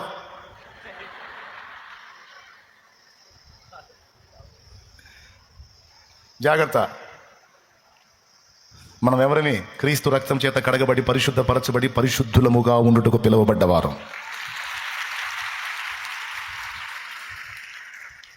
స్త్రీలైనా పురుషులైనా జాగ్రత్తగా ఉండండి.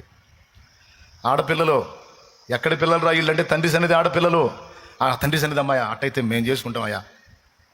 తండ్రి సన్నిధి అమ్మాయా, అట్లయితే భక్తి నేర్చుకొని ఉంటుంది, ఆత్మీయత నేర్చుకొని ఉంటుంది, ప్రార్థన నేర్చుకొని ఉంటుంది, మోకాళ్ళ అనుభవం నేర్చుకొని ఉంటుంది, సువార్త చెప్పడం నేర్చుకొని ఉంటుంది, క్రీస్తు సత్యమిత్రులకు పంచుకోవడం నేర్చుకొని ఉంటుంది, దేవుని కోసం బతకడం నేర్చుకొని ఉంటుంది, పవిత్రురాలుగా ఉండటం నేర్చుకొని ఉంటుంది.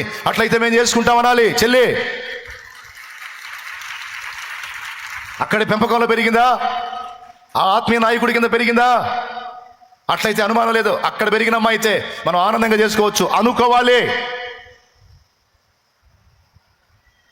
ఆ సంగమా అబ్బు వదిలే అనకూడదు. ఆ అబ్బాయి ఎక్కడోడు? ఆ అబ్బాయి తండ్రి సన్నిధోడా? అట్లయితే కళ్ళు మూసుకుని అమ్మాయిని చేయొచ్చు. ఎందుకంటే వాడు మోకాళ్ళ ప్రార్థనా పరుడై ఉంటాడు, పవిత్రుడై ఉంటాడు, సాక్ష్యం కాపాడుకుని వాడై ఉంటాడు, కష్టజీవై ఉంటాడు, క్రీస్తు కోసం బతకడం తెలిసిన వాడై ఉంటాడు, ఆత్మీయుడై ఉంటాడు. వానికి ఇవ్వచ్చు, దేవుని బిడ్డవాడు, వానికి ఇవ్వచ్చు మన అమ్మాయిని అనాలి. తండ్రి సన్నిధా అక్కడికి వెళ్ళేవాడా? పొరపాటును కూడా వద్దు అనకూడదు. ఎంతమందికి అర్థమైంది? ఎలా ఉంటే అలాంటి మాటలు వస్తాయో మీరే ఆలోచించుకోండి. ఆడపిల్లలు, మగపిల్లలు, యవ్వనస్తులు అంటూ చెప్తున్నా. ఒక ఏజ్ వచ్చేటప్పటికి పైచరసాలు అందరికీ పనిచేస్తాయి. జంతువులకి, పక్షులకి, కుక్కలకి, కోతులకి, వాటికి, మనకి, అందరికీ ఒక ఏజ్ వచ్చేటప్పటికి కొన్ని పైచరసాలు పనిచేస్తాయి. వాటిని అణచి, వాటిని చంపి గెలవాలి, దేవుని కొరకు నిలవాలి. వాటికి బానిసలమైపోయి వాటిని తృప్తిపరచడం మొదలుపెట్టామంటే ఆరని అగ్నిలాగా దహిస్తానే ఉంటాయి. అవి వాటిని తృప్తిపరిచే కొద్దీ ఎక్కువ అవుతాయి. శరీర కోరికలు, శారీరక వాంఛలు వాటిని అణగదొక్కితేనే కంట్రోల్ అవుతాయి. కాబట్టి దేవుని పరిశుద్ధాత్మ ద్వారా బలము నుండి శరీర క్రియలను జయించినట్లు కృప మనమందరం పొందుదుము గాక. పాడదాం. శరీర క్రియలన్నీయు నాలో నసింపజేయుమయా, శరీర క్రియలన్నీయు నాలో నసింపజేయుమయా, జీవనదిని నా హృదయములో ప్రవహింపజేయుమయా, జీవనదిని నా హృదయములో ప్రవహింపజేయుమయా. దేవుని గొప్ప నామానికి మహిమ. తర్వాత ఇక మిగిలిన ఏమైనా ఉంటే ఈసారి వారం చెప్తాను. ప్రజెంట్ నేను చూపించిన వచనం ఒక్కసారి చదవండి. అపోస్తలుల కార్యములు 10వ అధ్యాయం. ఇక ప్రశాంత మనస్కులై కొద్ది మాటలు, దేవుని మాటలు ధ్యానించుకొని ముగించుకుందాం. మన గృహాలకు వెళ్ళక ముందు చదువుదాం. ఇటలీ పటాలమనబడిన పటాలములో కొర్నేలి అను శతాధిపతి ఒకడు ఉండెను. అను భక్తిపరుడు ఒకడు కైసరులో ఉండెను. అతడు తన ఇంటి వారందరితో కూడా దేవుని యందు భయభక్తులు గలవాడయుండి ప్రజలకు బహుధర్మము చేయుచు ఎల్లప్పుడూ దేవునికి ప్రార్థన చేయువాడు. తన ఇంటి వారందరితో కూడా దేవుని యందు భయభక్తులు గలవాడై ఉండి ప్రజలకు బహుధర్మము చేయుచు ఎల్లప్పుడూ దేవునికి ప్రార్థన చేయువాడు. పగలు ఇంచుమించు 3 గంటల వేళ దేవుని దూత అతని యొద్దకు వచ్చి కొర్నేలి అని పిలుచుట దర్శనమందు తేటగా అతనికి కనబడెను. అతడు దూత వైపు తేరి చూచి భయపడి, ప్రభువా ఏమని అడిగాను. అందుకు దూత, నీ ప్రార్థనలను, నీ ధర్మ కార్యములను దేవుని సన్నిధికి జ్ఞాపకార్థముగా చేరినవి. ఇప్పుడు నీవు యొప్పేకు మనుషులను పంపి పేతురును మారుపేరు గల సీమోనును పిలిపించుము. అతడు సముద్రపు దరినున్న సీమోను, చర్మకారుడైన సీమోను ఇంట దిగి ఉన్నాడని అతనితో చెప్పాను. చాలు, చిన్న మాట ప్రార్థన చేసుకుందాం. ప్రేమ కలిగిన మా మహాపరిశుద్ధ తండ్రి, నీకు వందనాలు. ఇంత సమయం నీ కృపచేత నా ప్రభువా కొన్ని హెచ్చరికలు ఇవ్వడానికి సహాయం చేశావు. నీకు వందనాలు. నీ బలహీన దాసుని బలపరిచి నీ వాక్కు చేత సంధించి నీ అభిషేకం ఇచ్చి వాడుకో. ఉపదేశమును అడ్డగింపు చూసే సైతాను, దురాత్మ, దయ్యపు అంధకార శక్తుల ప్రభావం యేసు నామములో బంధిస్తున్నాం. పూర్తిగా మీరే అధ్యక్ష స్థానం నుండి మాతో మాట్లాడమని, నీ బిడ్డలందరినీ వశపరచుకో. నీ మాటలు విలువైనవి పోగొట్టుకోకుండా నీ బిడ్డల్ని కాపాడి కృపజు. కృతజ్ఞతా స్తోత్రాలు చెల్లిస్తూ, వందనాలు చెల్లిస్తూ సహాయము చేయమని యేసు ప్రశస్త నామమున ప్రార్థించి పొంది ఉన్నాము తండ్రి. ఆమేన్, ఆమేన్, ఆమేన్. ప్రభునందు ప్రియులారా, మనం చదువుకున్న ఈ వాక్య భాగంలో ఒక అన్యుడి గురించి వ్రాయబడిన మాటలు ఇప్పుడు మీరు చదివారు. కొంచెం సేపు మనసు పెట్టి జాగ్రత్తగా దేవుని మాటలు వినడానికి ప్రయత్నం చేయండి. ఈ కొర్నేలి అనేవాడు యూదుడు కాదు, క్రైస్తవుడు కాదు, అన్యజనుడు, శతాధిపతి, కాకపోతే భక్తిపరుడు. ఇతని గురించి దేవదూత ఇచ్చిన సాక్ష్యము, అతనికి దేవదూత 3 సంగతులు చెప్పాడు. కొర్నేలి అని పిలిచాడు. పట్ట పగలు 3 గంటల వేళ దర్శనమందు దూత కనపడ్డాడు. స్పష్టంగా దూత అతని కళ్ళ ముందు కనబడటమే గాక స్వరమెత్తి పిలిచాడు కూడా. కొర్నేలి అని పిలిచాడు. అతడు, ఏమి నా ప్రభువా అని అడిగాడు. అప్పుడు దూత చెప్తున్నాడు, నీ ప్రార్థనలను, నీ ధర్మకార్యములను దేవుని సన్నిధికి జ్ఞాపకార్థముగా చేరినవి అన్నాడు. మీరు జాగ్రత్తగా వినాలి బిడ్డలారా, ముందే చెప్తున్నాను నేను. ఒక అన్యుడి ప్రార్థనలు, ఒక అన్యుడి ధర్మకార్యములు, ఒక అన్యుడు దేవుని యందు ఉంచిన భయభక్తులు, అందును గూర్చిన సమాచారము దేవుని సన్నిధికి జ్ఞాపకార్థముగా చేరినది అనే మాట చిన్న మాట కాదు, అది పెద్ద మాట. సహజంగా మనం ప్రార్థనలు చేస్తాం, మనం కూడా అనేక మందికి హెల్ప్ చేస్తాం మనకున్న దానిలో. మనం కూడా దేవుని యందు భయభక్తులు కలిగి ఉంటాం. మనం దేవుని విషయంలో కనపరిచే ప్రేమ, దేవుని విషయంలో మనం కనపరిచేటువంటి భయం, సాటి మనిషి పట్ల మనం చూపే ప్రేమ, దేవునికి మనం చేసే ప్రార్థనలు అసలు నిజంగా దేవుడు పట్టించుకుంటాడా? అసలు వీటిని నిజంగా దేవుడు సీరియస్గా చూస్తాడా? వీటిని తీవ్రంగా పరిగణిస్తాడా అని సహజంగానే మనకు ఒక ధర్మ సందేహం ఉంటుంది. కానీ ఇక్కడ చదవబడిన వాక్య భాగములో ఏమాత్రం రాజీ లేకుండా బహు స్పష్టంగా చెప్పాడు ఏంటంటే, మనము చేసే ప్రార్థనలు, ధర్మ కార్యములు, దేవుని యందు మనం ఉంచిన భయము, భక్తి మొత్తం దేవుని సన్నిధికి ఖచ్చితంగా చేరతాయి అనేది చాలా స్పష్టంగా చెప్పాడు. ఒక అన్యుడు, నిజరక్షకుడు ఎవరో తెలియని ఒక అన్యుడు చేసిన విషయాలే దేవుడు తీవ్రంగా సీరియస్గా తీసుకున్నాడు అంటే, ఆయన రక్తములో కడగబడి పరిశుద్ధపరచబడి పరిశుద్ధాత్మలో ప్రార్థన చేసే మన ప్రార్థన మరి నిశ్చయముగా దేవుని దగ్గరకు వెళుతుంది. మనం చేసేటువంటి సేవా కార్యక్రమాలు అవి చిన్నవైనా పెద్దవైనా అవి ఎట్టివైనా దేవుని దగ్గరకు ఖచ్చితంగా వెళతాయి. ఇందులో ఏ సందేహము లేదు. అందులో నీకు ఏ కోశాన కూడా డౌట్ అక్కర్లా. ఎప్పుడు రానియొద్దు అనుమానం. నువ్వు ఎన్ని అంశాల కోసం ప్రార్థన చేశావో, ఎన్ని విషయాల కోసం ప్రార్థన చేశావో, ఏ ఏ సంగతులు దేవుని ముందుంచావో, నువ్వు మోకరించి ప్రార్థించిన ప్రతి సంగతి దేవుని దగ్గరకు చేరిద్ది. అది తిరుగులేని సత్యం. చేరదేమో అని నువ్వు నేను అనుకుంటాం, దేవుడు వినడేమో పట్టించుకోడేమో అనుకుంటాం. కానీ కాదమ్మా, మనం దేవుని విషయంలో అంత సీరియస్గా ఉంటాం కానీ దేవుడు మన విషయంలో సీరియస్గానే ఉంటాడు. ఎందుకంటే మనలాగా ఆయన మంపు మాలోకం కాదు. ఆయన మహాజ్ఞాని, చురుకైన వాడు. ఆయన మనలాగా ఆలోచించేవాడు కాదు. మనం దేవుని విషయంలో అంత సీరియస్గా ఉండము, కానీ దేవుడు మన విషయంలో ప్రతి విషయంలో సీరియస్గానే ఉంటాడు. సీరియస్గా ఉన్నాడు కాబట్టి మహిమను వదిలిపెట్టాడు. సీరియస్గా ఉన్నాడు కాబట్టి సిలువనెక్కాడు.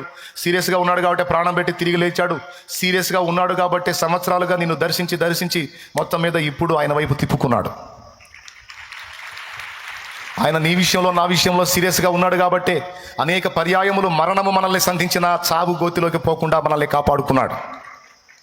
మన విషయంలో సీరియస్గా లేకపోతే, పట్టింపు లేకపోతే, పట్టనట్టుగా ఉంటే ఎప్పుడో అవుట్. ఒక క్షణమైన నీవు మరచిన నే బ్రతుకగలన యేసయ్యా, కునికిన నిద్రించిన నా గతి ఏమౌనో మెస్సయ్యా.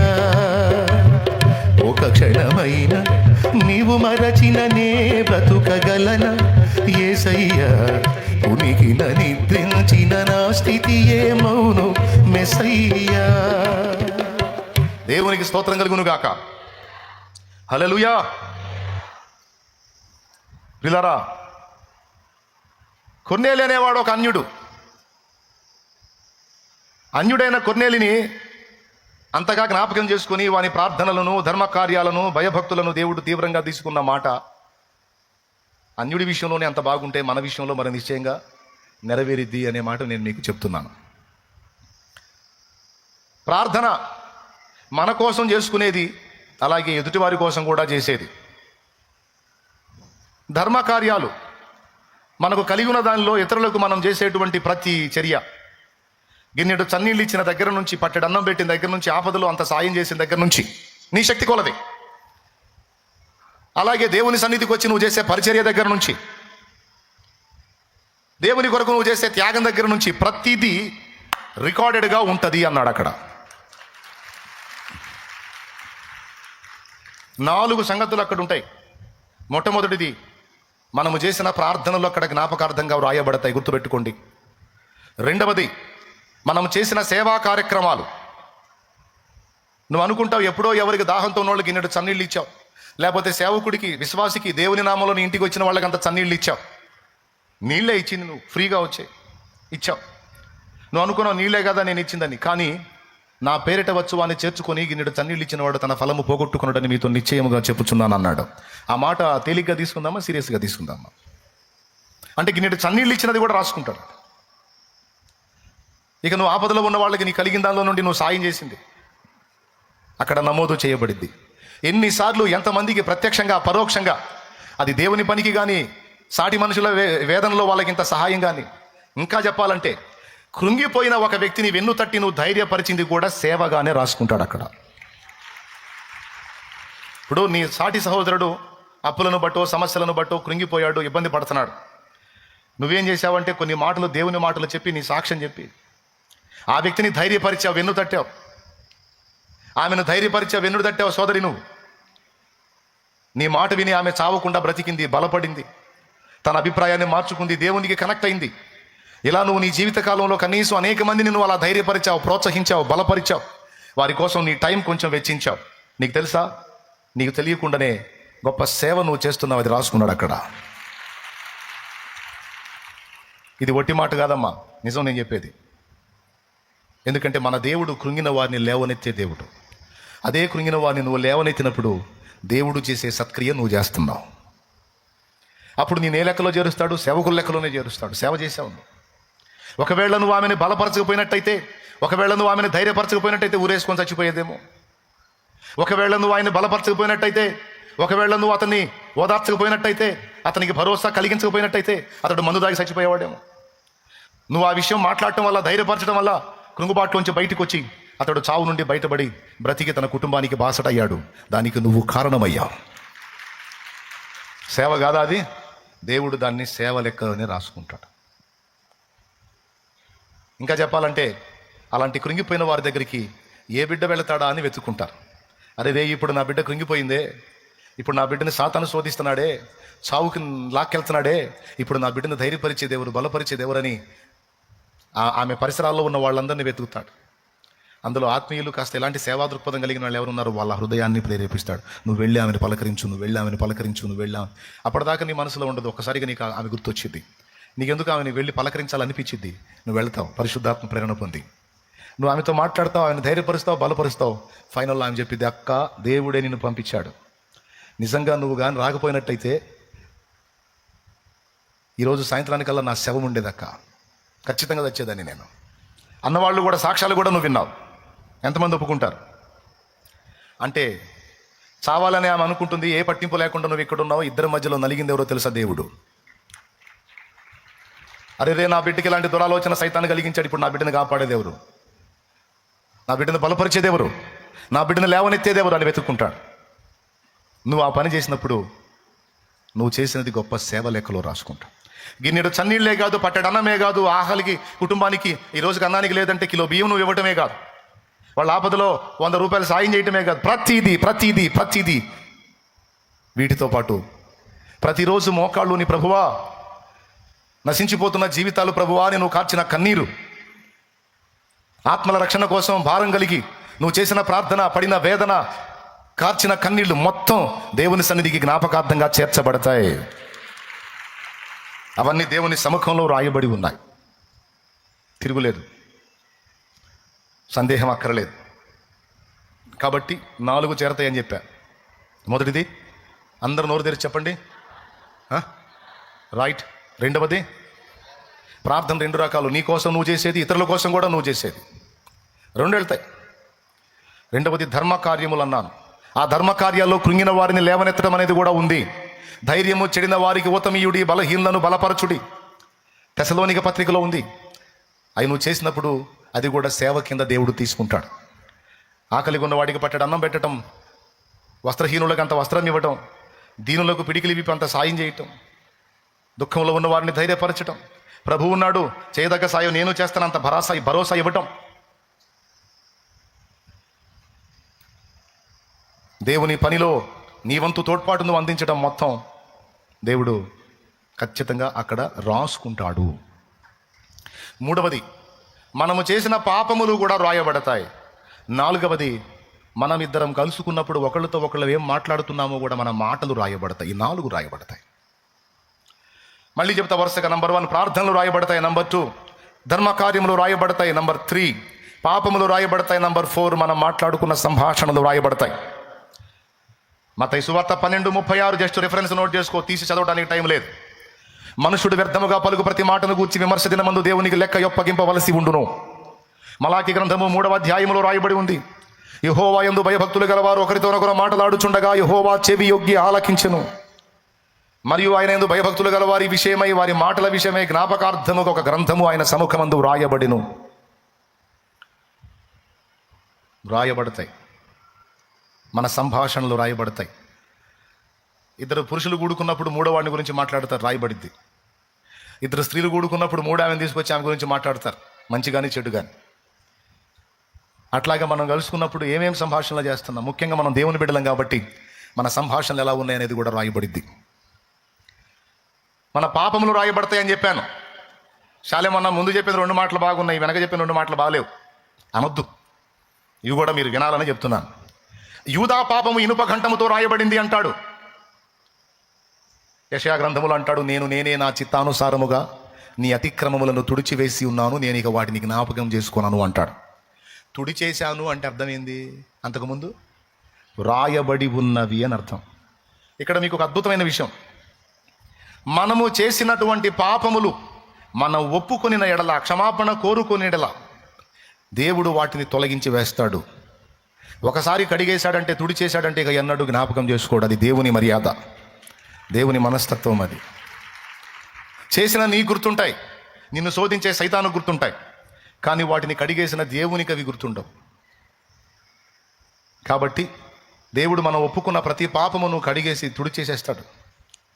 కానీ మనం చేసిన మంచి పనులు, సత్క్రియలు, ప్రార్థనలు, సేవ అన్నీ రాసి భద్రం చేసుకుంటాడు.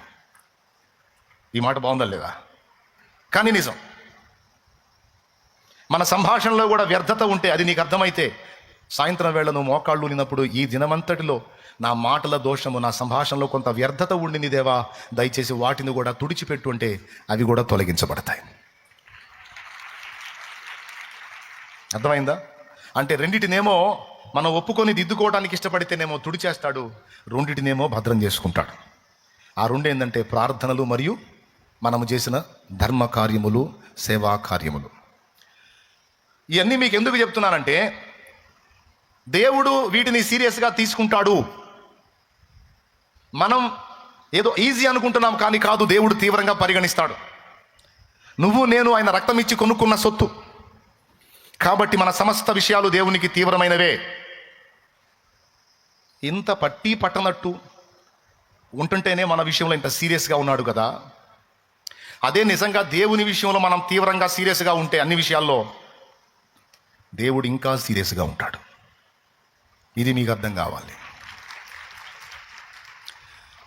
అన్యుడైన కొర్నేలి దేవుని విషయంలో తీవ్రంగా ఉండి దేవునికి భయపడ్డాడు, దేవుని ప్రేమించాడు, దేవునికి ప్రార్థించాడు, దేవుడు మెచ్చే సేవా కార్యక్రమాలు చేశాడు.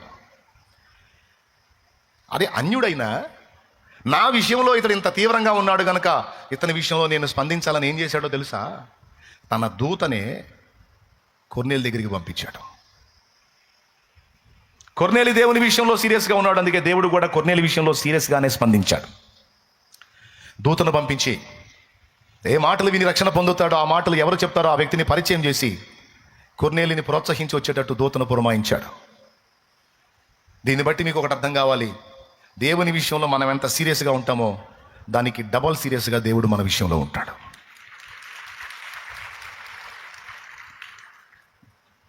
ఓకేనా? దేవుని విషయంలో మనం ఎంత తేలిగ్గా ఉంటామో దేవుడు కూడా మన విషయంలో అంతే తేలిగ్గా ఉండే అవకాశం ఉంది.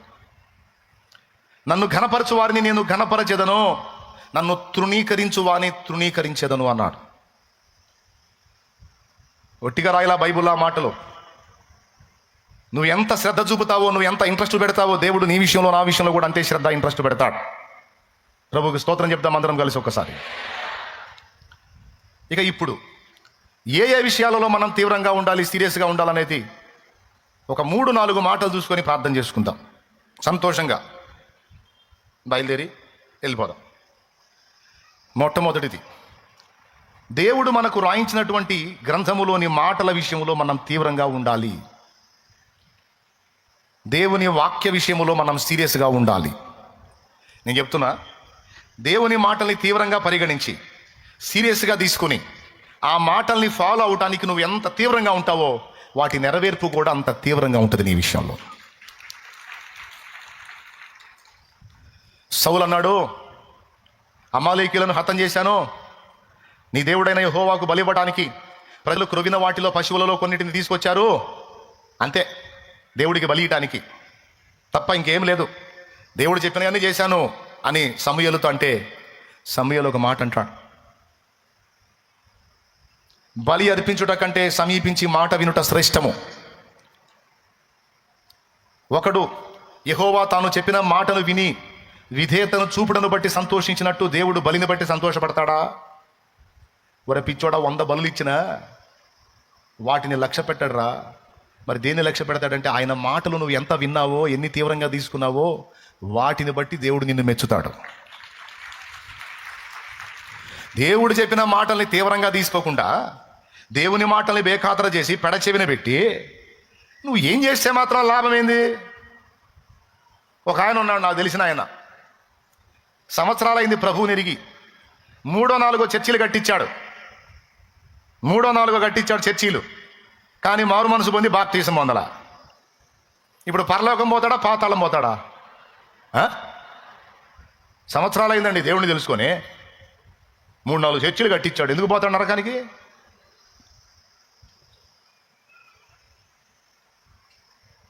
మీరు చెప్పండి, పోతాడా పోడా? పోతాడా పోడా? నువ్వే చర్చి కట్టిలా, ఆయన పెట్టినట్టు లక్షలు నువ్వేం పెట్టలా, కోట్లు నువ్వేం పెట్టలా, కానీ దేవుడు చెప్పిన మాట విని మారు మనసు పొంది బాప్తిస్మం పొందావు. నువ్వు పోతావా పోవా? మరి ఇప్పుడు ఏది ఇంపార్టెంట్ చూడండి, ముందేది? పాస్టర్ గారు, నేను 4 చర్చిలకి హెల్ప్ చేశాను పాస్టర్ గారు, దేవుడు నన్ను ఇంకా ఆశీర్వదిస్తే ఇంకొక 10 చర్చిలు కట్టిద్దాం అనుకుంటున్నా. చేయండి, మా కోసం ప్రార్థన చేయండి.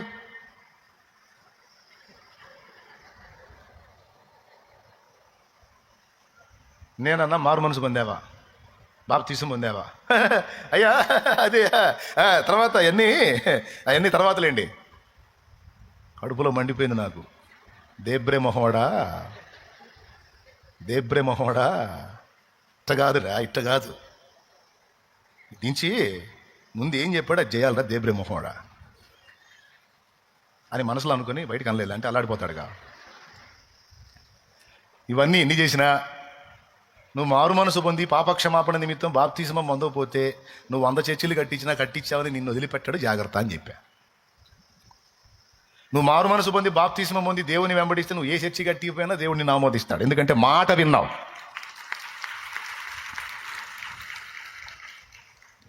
దేవుని మాటలను తీవ్రంగా తీసుకోవటం అనేది మనం గుర్తుపెట్టుకోవాలి. దావీదు ఎందుకు నచ్చాడు, సౌలు ఎందుకు నచ్చలా? దావీదుకి సౌలుకి ఒక్కటే తేడా, సౌలేమో దేవుని మాటల్ని తేలిగ్గా తీసుకుంటాడు, ఆయన దగ్గర ఉన్న దరిద్రం అది. దావీదు దగ్గర ఉన్న గొప్పతనం ఏంటంటే దేవుని మాటల్ని తీవ్రంగా తీసుకుంటాడు. దేవుని మాటల్ని, దావీదును చంపుదామని వెంటాడుతున్నాడు సౌలు, తప్పించుకు తిరుగుతున్నాడు, కొండల్లో అడవుల్లో తిరుగుతున్నాడు దావీదు. 2 సార్లు దావీదుకు చిక్కేటట్టు చేశాడు సౌలుని. తనను చంపాలనుకున్న వాడిని చంపే ఛాన్స్ 2 సార్లు వచ్చింది దావీదుకి. దావీదుని వెతకడానికి వచ్చి అరణ్యంలో పండుకున్నాడు సౌలు ఒక నైటు. వాళ్ళు అడవుల్లో తిరిగి ఆ సైనికులు కూడా సాలిపోయి మొత్తం నిద్రపోతున్నారు. దావీదు తన మేనలుడు ఇద్దరు కలిసి వచ్చారు. వస్తే అందరు నిద్రపోతున్నారు. సౌలు రాజా, నన్ను చంపడానికి వచ్చావా? ఇప్పుడు నిన్ను చంపడానికి నాకు అవకాశం వచ్చింది. ఈ నిద్రలోనే నీ గొంతు కొడితే ఏం చేస్తా అనుకుని ఆయన చేయలా ఆయన వస్తువులు కొన్ని తీసుకొని పోతాడు. తీసుకొని దూరంగా పోయి కొండ ఎక్కి అప్పుడు వేస్తాడు కేక. సౌలుకు పరివారం కాపలాగా ఉన్న వాళ్ళని పిలుస్తాడు. ఒరే నిద్రమోహళ్ళారా, ఇంతేనంటారా రాజును కాపలా కాసేది? ఇంతేనంటారా రాజుకు ప్రొటెక్షన్ ఇచ్చేది? ఖచ్చితంగా మీరు మరణపాత్రులు, ఎందుకంటే మీరు క్రమంగా రాజును కాయలేదు. అనగానే వెంటనే సౌలు లేచి, దావీదా నాయనా, ఈ స్వరం నీదేనా అంట. దావీదు, రాజా నువ్వెందుకు నన్ను ధరుముతున్నావు? నీ పక్షాన, ఇశ్రాయేలు పక్షాన గొల్యాతు మీదికి పోయి వాడిని గాజేసి నీకు జయం తీసుకొచ్చా. నీకు రాజ్యానికి మేలే చేశా కానీ కీడు చేయలా. మిన్నల్లి లాంటోడిని, ఒక చిన్న పిట్ట పక్షి లాంటోడిని. నువ్వెక్కడ, నువ్వు రాజువి, నేను ఒక పిట్ట లాంటోడిని, నన్ను ధరుముతావా నువ్వు? ఏమయ్యా ఈరోజు యెహోవా నిన్ను నా చేతికి అప్పగించెను, ఆయనను యెహోవా అభిషేకించిన వాని ముట్టకూడదని నేను నిన్ను ముట్టలేదన్నాడు. దేవుని వాక్యం నాకు తెలుసు, వాక్యంలో ఉంది యెహోవా అభిషేకించిన వాణ్ణి ముట్టకూడదని. ఆ మాట నేను తీవ్రంగా తీసుకున్నా. తీసుకోకపోతే నిన్ను కాజేసేవాడిని. ఎందుకంటే నా ప్రాణం తీయడానికి వెతుకుతున్నావు కనుక నువ్వు నా ప్రాణ శత్రువువి. కాబట్టి శత్రుశేషం దేవుని వాక్యం ఒప్పుకోలా. అభిషిక్తుని ముట్టొద్దని ఉంది కనుక నిన్ను ముట్టలేదు. ఇదిగో నీ వస్తువులు నా దగ్గర ఉన్నాయంటే సౌలుకు మైండ్ పోయింది. నిజంగానే చూస్తే ఆయన వస్తువులు ఆయన దగ్గర ఉండవు. చూడు రాజా, నీ ఫలానా ఈట నీ దగ్గర ఉందేమో చూడు, నీళ్ల తిత్తి నీ దగ్గర ఉందేమో చూడు, ఇవో ఇక్కడ ఉన్నాయి, వచ్చి తీసుకెళ్ళా. నీ దాకా వచ్చినోడిని నీ గొంతు కొయ్యలేనా? కానీ దేవుని వాక్యం నేను తీవ్రంగా తీసుకున్నా. నా దేవుడే నీకు నాకు తీర్పు తీరుస్తాడు, జాగ్రత్త అన్నాడు. నేను దేవుని వాక్యానికి భయపడ్డా, నా పక్షం దేవుడు తీసుకుంటాడు. నువ్వు దేవుని వాక్యాన్ని భయపడట్లా, వాక్యాన్ని మీరు అడుగులేస్తున్నావు, జాగ్రత్త. దేవుడు పునుకుంటాడు, దేవుడు జడ్జి చేస్తాడు, బలవుతావు, జాగ్రత్త అని వార్నింగ్ ఇచ్చాడు. అప్పుడు సౌలు అంటాడు, నాయనా దావీదా, నువ్వు నాకంటే నీతిమంతుడా, యెహోవా నిశ్చయముగా నిన్ను ఆశీర్వదించును, నీవు రాజు అవుతావు అంటాడు. అట్లా 2 సార్లు సౌలుని దావీదు చేతికి అప్పగించిన. ఒకసారి అయితే అభిషేక్ అంటాడు, నువ్వు ఒకసారి ఛాన్స్ ఇచ్చినా ఈ దరిద్రుడు మళ్ళా నిన్ను ప్రాణం తీయటానికి వచ్చాడు, వీడిని ఎందుకు వదిలిపెట్టాలి, నువ్వు అను తలా మొండే వేరు చేస్తా అంటాడు. తల తీసేస్తా. అప్పుడు కూడా అభిషేక్ ఆపుతాడు. అతడు యెహోవా చేత అభిషేకం పొందినవాడు. అభిషేకం పొందిన వాడిని చంపిన పాపం మనకెందుకు? దేవుని వాక్యం ఒప్పుకోదు, అభిషిక్తుల్ని ముట్టొద్దు అని వాక్యం. కాబట్టి దేవుడే అతనికి తీర్పు తీరుస్తాడు. దేవుడి ఉగ్రత వాని మీదకి వచ్చి యుద్ధంలో చేస్తామో తెగులతో చేస్తామో ఏదో అవుతుంది వాడికి. నేను మాత్రం ఆ పాపం కట్టుకోను, నాకొద్దు, అభిషేకించిన ముట్టొద్దు నేను, అంతే నడు అని వెళ్ళిపోతాడు. మళ్ళీ దూరంగా పోయి కొండెక్కుతాడు. మళ్ళీ తిడతాడు సైన్యం, ఎరా ఇంతేనా కాపలా కాసేది? వాళ్ళు ఎగుస్తారు, రాజు నిద్రపోతున్నాడు, ఎవడరా నువ్వు డిస్టర్బ్ చేస్తున్నావు? రాజు కాదురా, మీరు నిద్రపోతున్నారు, దరిద్రులారా, ఇంతేనంటారా రాజు ప్రాణాన్ని కాపాడేది అంటే? మళ్ళీ ఆయన చెప్తాడు, నాయనా దావీదా, ఈ స్వరం నీదేనా అనుకుంటా. దావీదు కనపడ్డప్పుడు అలా నాయనా దావీదు అంటాడు, కనపడినప్పుడేమో చంపడానికి దేవులాడుతూ ఉంటాడు. కొంతమంది మనుషులు అంతే, నువ్వు ఎదురుపడ్డప్పుడు చాలా ప్రేమగా మాట్లాడతారు, నువ్వు అవతలి బాగానే మళ్ళీ గుంటలు తీటంటే చేస్తూ ఉంటారు.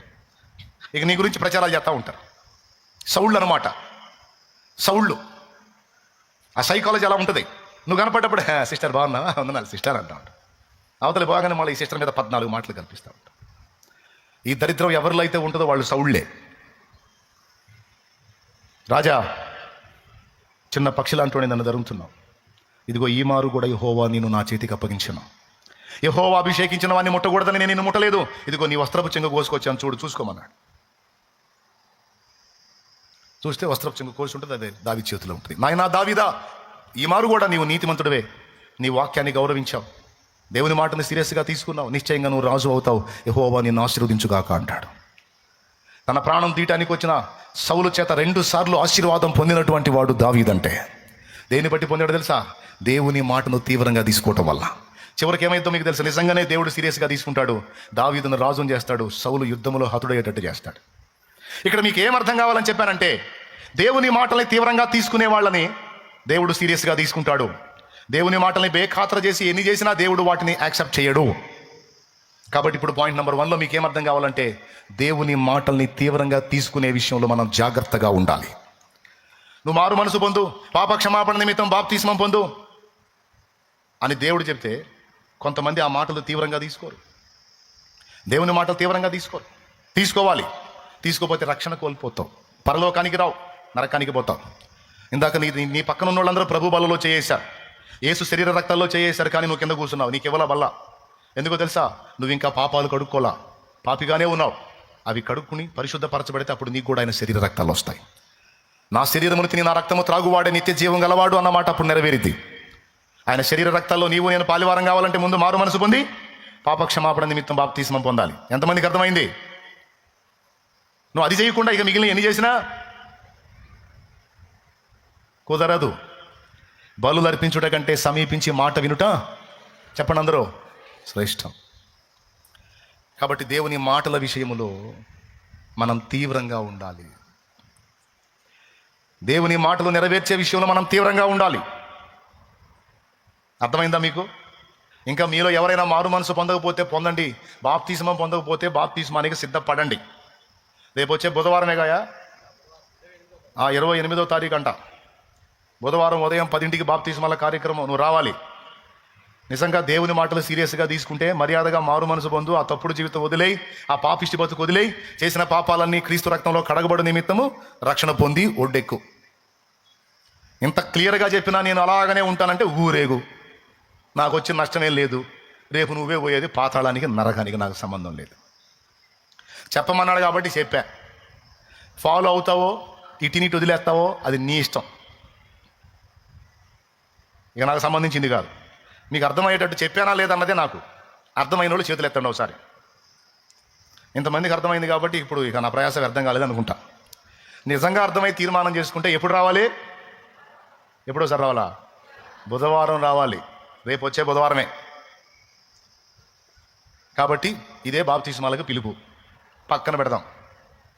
ఒక బాప్తిసం విషయంలోనే దేవుని మాట తీసుకోవాలా? అన్ని విషయాలలో దేవుని మాట తీసుకోవాలా అంటే నువ్వు ప్రతి విషయంలో దేవుని మాటను తీవ్రంగానే తీసుకోవాలి. నువ్వు ఏ విషయాల్లో అయితే తీవ్రంగా ఉంటావో, ఎంతగా ఉంటావో అంతగా దేవుడు నీ విషయంలో కూడా తీవ్రంగా ఉంటాడు. ఒక దైవజనుడి అనుభవంలో నుంచి చెప్తున్నా.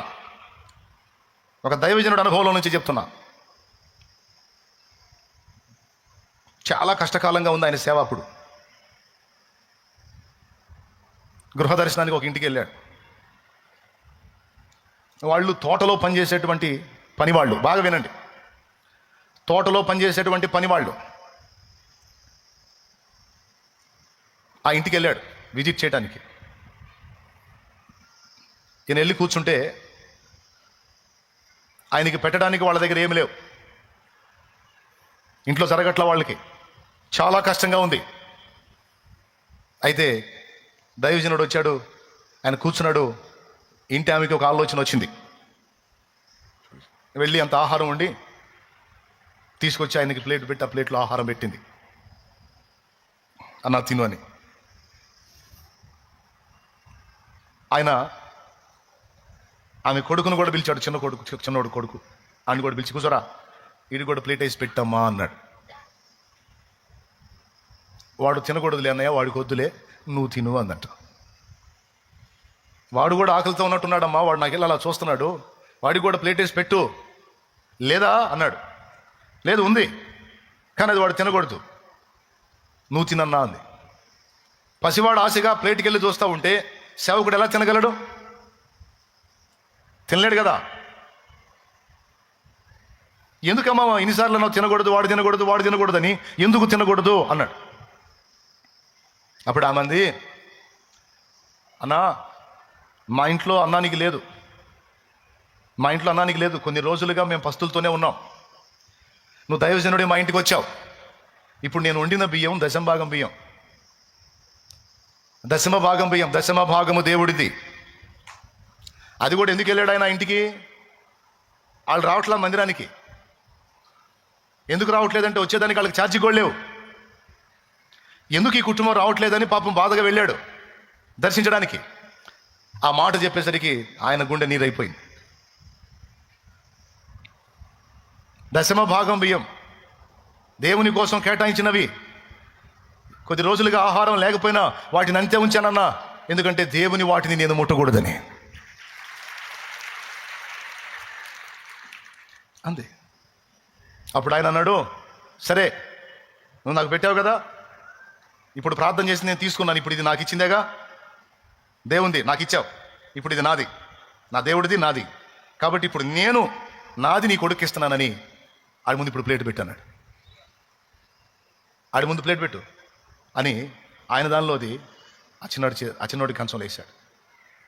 ఇది ఇప్పుడు నువ్వు దేవుంది తీసినట్టు కాదు, దేవుంది దేవునికి ఇచ్చావు, దేవుని సన్నిధికి వచ్చింది, దైవజనుడు దాన్ని ఎలా వినియోగించాలో ఆయనకి హక్కు ఉంది, కాబట్టి ఆ హక్కును ఉపయోగించుకొని నేను ఇదిగో నీ బిడ్డకి అది పెడుతున్నాను, ఇప్పుడు తప్పు లేదు, తినమన్నాడు. కన్నీరు గార్చాడు, భారంగా ప్రార్థన చేశాడు. ఈరోజు నేను కడుపు నింపుకున్నాను, ఇక్కడ నా బిడ్డలకు అన్నం లేదు కదా ప్రభు, నా బిడ్డల సంగతి ఏందని ప్రార్థన చేసిలే. ఆయన ఆశ్చర్యపోయాడు. మలమల మాడుతున్నా సరే ఇది దేవునికి కేటాయించింది, దీన్ని నేను ముట్టకూడదు అని ఆ విషయంలో ఆమె ఎంత సీరియస్గా ఉంది, ఆ ఇంటి వారు ఎంత సీరియస్గా ఉన్నారంటే వాళ్ళ కళ్ళ ముందు ధాన్యం ఉన్నా దాన్ని వండుకోలా, ఏడ్చుకొని వెళ్ళాడు ఆయన. గుండె పగిలిపోతుంటే ఎవరికైనా.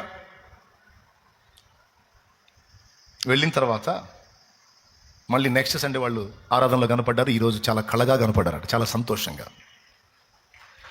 కళ్ళాడుతూ కనపడ్డారు. కూటం అయిపోయింది, పలకరించాడు. ఏమా ఎట్లా ఉన్నారు ఏంది అంటే, అన్నా దేవునికి స్తోత్రం అన్నా, దేవుడు కార్యం చేశాడు, దేవుడు అద్భుతం చేశాడన్నా, ఇక భవిష్యత్తు కూడా కాలేదన్న.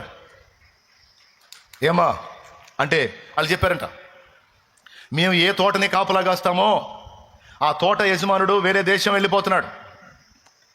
ఆయన మంచి ఆస్తిపరుడు, కోటీశ్వరుడు.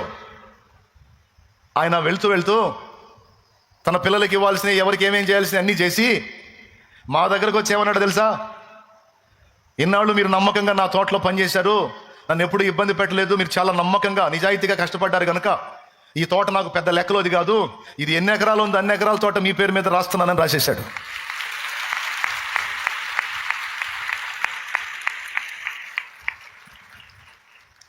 దేవుడు ఆయనతో మాట్లాడాడన్నా. నిన్న మొన్నటి వరకు తోటలో కూలీలం, ఇప్పుడు తోట యజమానులం అయిపోయామన్నా. హల్లెలూయా. చూడండి, దేవుని కొరకు కేటాయించిన దాని విషయంలో ఆమె ఎంత తీవ్రంగా ఉందో, ఆ కుటుంబం ఎంత తీవ్రంగా ఉందో, దేవుడు వారి విషయంలో ఎంత తీవ్రంగా స్పందించాడో చూడండి. అంటే దీన్ని బట్టి ధనమును అపేక్షించి నేను ఈ మాట చెప్పట్లా. దేవుని కొరకు నువ్వు కేటాయించినది ఏదైనా సరే దేవునిది అన్నప్పుడు దాని విషయంలో నీకు ఉండాల్సినటువంటి సీరియస్నెస్ గురించి ఈరోజు నీతో మాట్లాడుతున్నాను. దేవుని మాటలను తీవ్రంగా తీసుకోవటం, దేవుని కొరకు కేటాయించిన వాటి విషయంలో మనం సీరియస్గా ఉండటం చాలా ముఖ్యం. అంటే మలమల మాడినా సరే రాజీ పళ్ళ అంత తీవ్రంగా వాళ్ళు దేవుని కొరకు ఉన్నందున ఒక్క అద్భుతంతో వాళ్ళ చరిత్రనే మార్చిపడేశాడు దేవుడు. ఆశీర్వదించబడిన వారయ్యారు. ఈరోజు నీకు చెప్తున్నాను, నేను వారం హృదయపూర్వక అర్పణ సేకరిస్తున్నప్పుడు ఏదో నీ పర్సులో ఉన్నదో నీ సంచిలో ఉన్నదో ఏదో అందులో ఆ చిల్లరేసి వెళ్ళిపోతున్నావు. నువ్వు అనుకుంటున్నావు 4 వారాలు నేను కానుకేసాను, దేవుని సన్నిధిలో కానుకేస్తానే ఉన్నాను అని నువ్వు అనుకుంటున్నావు. నీకు దేవుడు ఇస్తుంది ఒకవేళ 10,000 అయితే, 10,000లో నిశ్చయంగా 10వ భాగం 1,000 రూపాయలు అయితే నువ్వు 4 వారాలు కలిసి తీసుకొచ్చి వేసేది 400, కానీ 600 నీ దగ్గరే పెట్టుకొని ఖర్చు పెట్టుకుంటున్నావు. అంటే నువ్వు దేవుడు నియమించిన దాన్ని నువ్వు కేటాయించట్లా, కానీ నువ్వు 4 సార్లు ఏమనుకుంటున్నావు, నేను దేవునికి ఇస్తున్నా. దానివల్ల దేవుని సన్నిధిలో జరగవలసిన కార్యాలు కొన్ని బ్రేక్ అవుతాయి, దేవుని పరిచర్యలో జరగవలసిన కొన్ని కార్యాలు బ్రేక్ అవుతాయి. దేవుని సువార్త పరిచర్యకు, సంఘ నిర్మాణానికి, మందిర నిర్మాణానికి, సేవ విస్తరణకి, అనేక ప్రాంతాల్లో పరిచర్య వ్యాప్తికి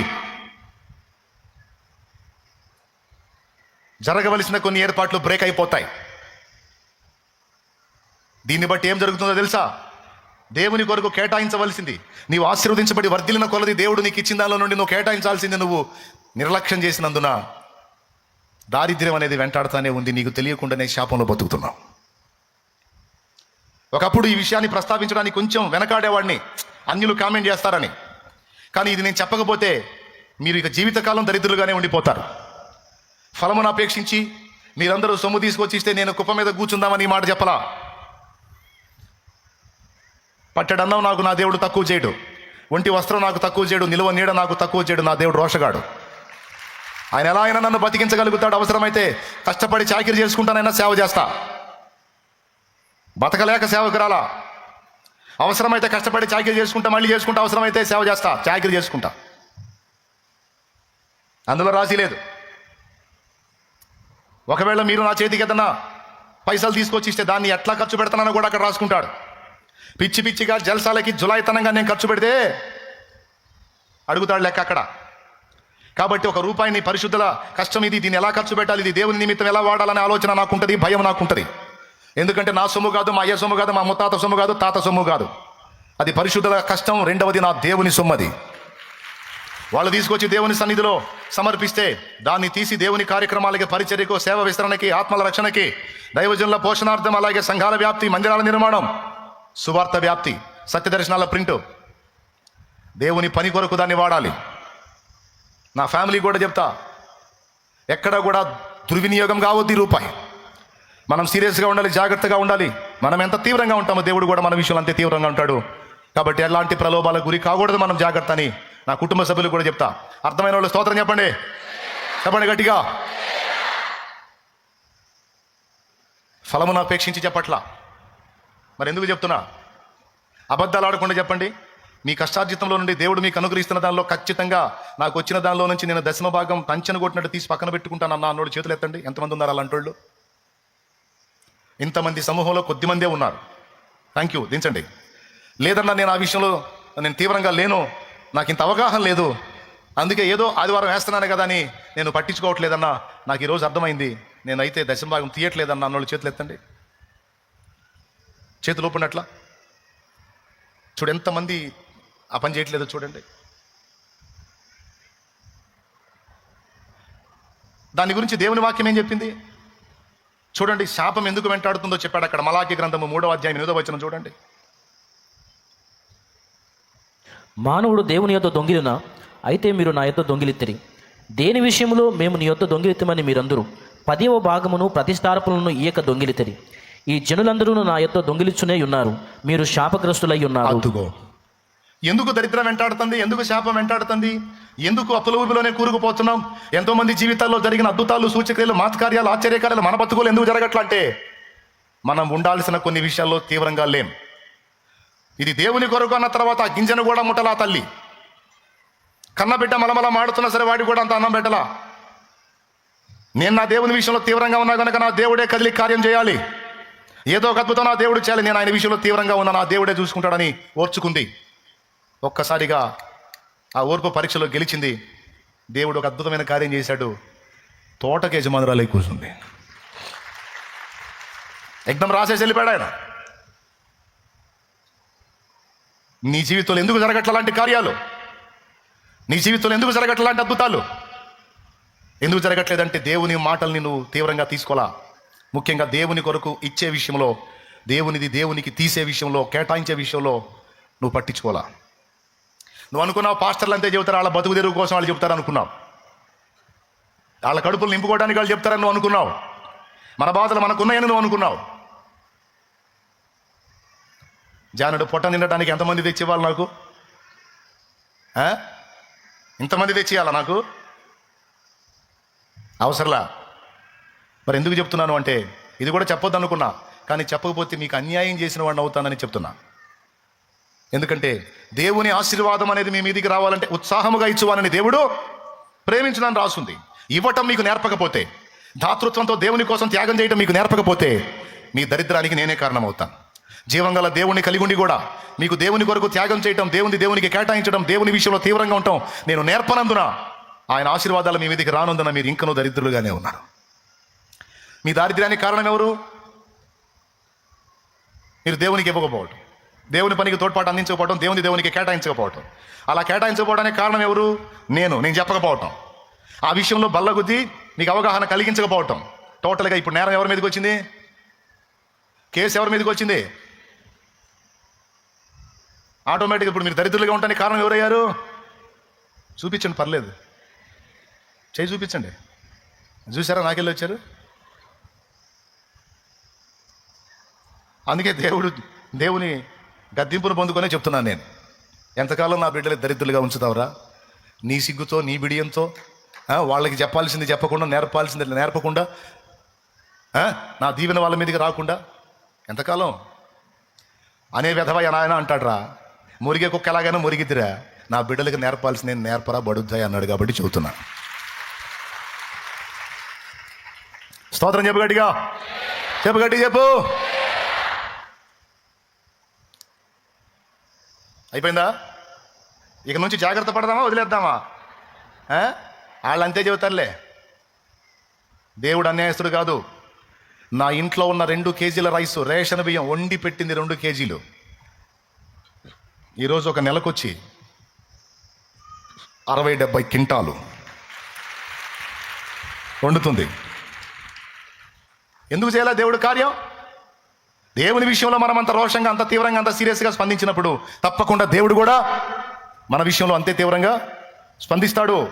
కానీ అంత పట్టు ఎక్కడుంది? పట్టు విడుపులు ఎక్కువ మనకి. అందుకే మీరు శాపగ్రస్తులై ఉన్నారు అన్నాడు. ఆ తర్వాత చదువునానా,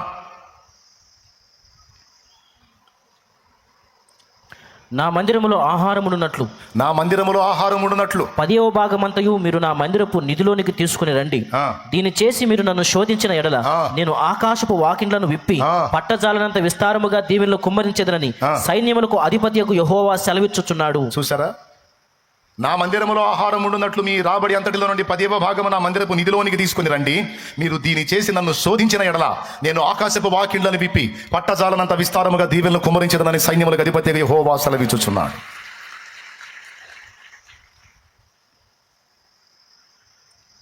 బిడ్డలారా, దేవుని పని కొరకు మనం ఇవ్వాలి. దేవుని సన్నిధిలో ఆహారం ఉండునట్లు మనం దేవుని నిధిలోనికి తీసుకొని రావాలి. ఈరోజు ఏముందిలే, నేను ఒక నీయపోతే ఏం పోయిందని నువ్వు అనుకోవచ్చు. కానీ నువ్వు ఇచ్చేదాంతో ఒక 100 సత్యదర్శన పుస్తకాలు ప్రింట్ అయ్యి 100 మంది చేతుల్లోకి వెళ్ళి వాళ్ళకి ఆత్మీయ ఆహారం మంది ఆత్మల రక్షణలోకి రావచ్చు. నువ్వు అది చేయకపోవటం వల్ల నీ ద్వారా జరగాల్సిన పని బ్రేక్ అయిపోతా ఉంది. ఇది చెబితే ఎక్కడ నన్ను తప్పు పడతారో అని నేను చెప్పనందున సిగ్గుపడుతున్నాను. ఈరోజు దేవుడు నాతో మాట్లాడాడు. విమర్శకు జడిసి, విమర్శకు భయపడి నా బిడ్డలకు నేర్పాల్సింది నేర్పవా? దీన్ని బట్టి నువ్వు నాకు లెక్క చెప్పాల్సి ఉంటుందని నాతో మాట్లాడినందున సిగ్గుపడి ఈరోజు నేను మీకు ఈ విషయాలు క్లారిటీ ఇస్తున్నాను. ఎవరు ఏమన్నా అనుకోండి, కానీ ఇక నుంచి నేర్చుకోండి బిడ్డలారా. వారానికి నువ్వు వచ్చేటప్పుడు నీ దగ్గర ఉన్న తుడమ పొడమ ఎంతో కొంత చిల్లర అందులో వేస్తే అది వేరు. కానీ నీ రాబడిలో నుండి ఇక నుంచి ఖచ్చితంగా ప్రతి విషయంలో దేవుడు నీకు ఇచ్చిన దానిలో నుండి, అది ఏ రూపేణా అయినా సరే, నీకు దేవుడు అనుగ్రహించినటువంటి దానిలో నుండి కొంత దేవుని కొరకు కేటాయించడం అనేది ఇక నుంచి నేర్చుకో. ముఖ్యంగా 10వ భాగమును నువ్వు కేటాయించడం నేర్చుకో. అది ఇంకా పాత నిబంధన. క్రొత్త నిబంధన అయితే ఒకడు వర్ధిల్లిన కొలది దేవుని పనికి తోడ్పడమన్నాడు. దేవుడు నిన్ను ఎంత ఆశీర్వదిస్తే, నువ్వు ఎంత విస్తరించి వర్ధిల్లుతా ఉంటే అంతగా దేవుని పనికి తోడ్పాటు అందించు. అది 20%, 30% నిన్ను ఎంత వర్ధిల్ల చేస్తాడో అంతగా నువ్వు ఇచ్చే కొలది ఇంకా వర్ధిల్లతావు. కానీ శాపగ్రస్తుడు మాత్రం కావు. నువ్వు ఇచ్చి శాపగ్రస్తుడు అయితే దేవుని వాక్యం అబద్ధమైపోయింది. నువ్వు ఇచ్చి దీవించబడితే దేవుని వాక్యం నెరవేరిద్ది. కానీ దేవుడు తన మాటలను నెరవేర్చకుండా ఉంటాడా? అబద్ధీకుడా కాదు. ఇక నుంచి ఊరికి టెస్ట్ చేయడానికైనా చూడండి, కనీసం దేవుడిని శోధించడానికైనా ట్రై చేయండి, కేటాయించండి. ఇక నుంచి నీ భర్త విశ్వాసి కాకపోతే వదిలే. కానీ భార్యాభర్త ఇద్దరు విశ్వాసులై ఉంటే ఒకరితో ఒకరు చెప్పుకొని దేవుని కొరకు దేవుని కేటాయించండి. ఆ తర్వాత ఇక నలువైపుల నుంచి ఏ విధంగా దేవుడు సహాయం పంపుతాడో చూడండి. 2, మొదటిది ఏమన్నాను? దేవుని మాటల విషయంలో, ఆ మాటల్ని నెరవేర్చే విషయంలో, అది ఫస్ట్. 2వది దేవుని కొరకు కేటాయించే దాని విషయంలో. ఓన్లీ డబ్బేనా? డబ్బు విషయంలోనేనా? 2వది దేవునికి ఇవ్వవలసిన సమయం విషయంలో కూడా తీవ్రంగా ఉంటును. 2వది ఏం చెప్తున్నాను? దేవునికి ఇవ్వవలసిన సమయం. 6 రోజులు కష్టపడి పని చేసుకోవడానికి నీకు పర్మిషన్ ఇచ్చాడు. ఆదివారం నువ్వు దేవునితో గడపవలసిన సమయం. ఒక వారానికి ప్రారంభపు రోజు ఏ రోజు? మంగళవారం. ఆది అంటే ప్రారంభం, ఆదివారం అంటే ప్రారంభపు రోజు. అంటే వారం యొక్క ఆరంభము ఆదితోనే స్టార్ట్ అయింది. ఆది యందు దేవుడు, ఆదికాండం 1:1. ఆది యందు రైట్, ప్రారంభము దేవునితో మొదలు పెట్టమన్నాడు. అది ఆదివారం రోజు నువ్వు దేవుని సన్నిధిలో గడుపుట ద్వారా నీ వారము యొక్క ప్రారంభము నువ్వు దేవుడితో మొదలు పెడుతున్నావు. అర్థమైందా? దేంతో మొదలు పెడుతున్నావు? దేంతో? ఇక దేవునితో మొదలు పెడుతున్నావు కనుక దేవుని సన్నిధికి నువ్వు వస్తావు. వచ్చినప్పుడు తరువాతి 6 రోజులకు సరిపడా నీకు ఆత్మీయ ఆహారం అందించి, ఆశీర్వాదం ఇచ్చి, బలమిచ్చి, అభిషేకం ఇచ్చి నేను పంపుతాడు. పో, బ్రతుకుపో. ప్రారంభం నాతో మొదలు పెట్టావు కనుక, వారం యొక్క ఆరంభంలో నన్ను పిలిచావు కనుక, నా దగ్గరకు వచ్చావు కనుక, నాకు టైం ఇచ్చావు కనుక, ఇదిగో ఈ 6 దినములు నీవు ఆశీర్వాదకరంగా గడిపేటట్టు నేను నీకు చేస్తాపా అంటాడు. నువ్వు ఆదివారం కూడా తీసుకెళ్ళి లోకానికి తగలబెడితే, బాయ్ వింటున్నావా, ఈ ఒక్క వారం ఆగాలి, ఈసారి వారం పోతాలి అంటుంటావు ఒకవాడు.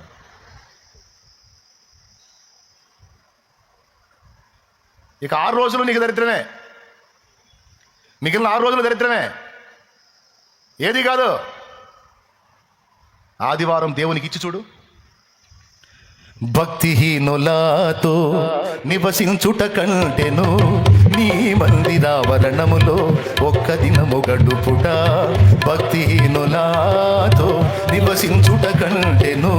నీ మందిరావరణములో ఒక్క దినము గడుపుట 1000 దినాల కంటే శ్రేష్టమైనది.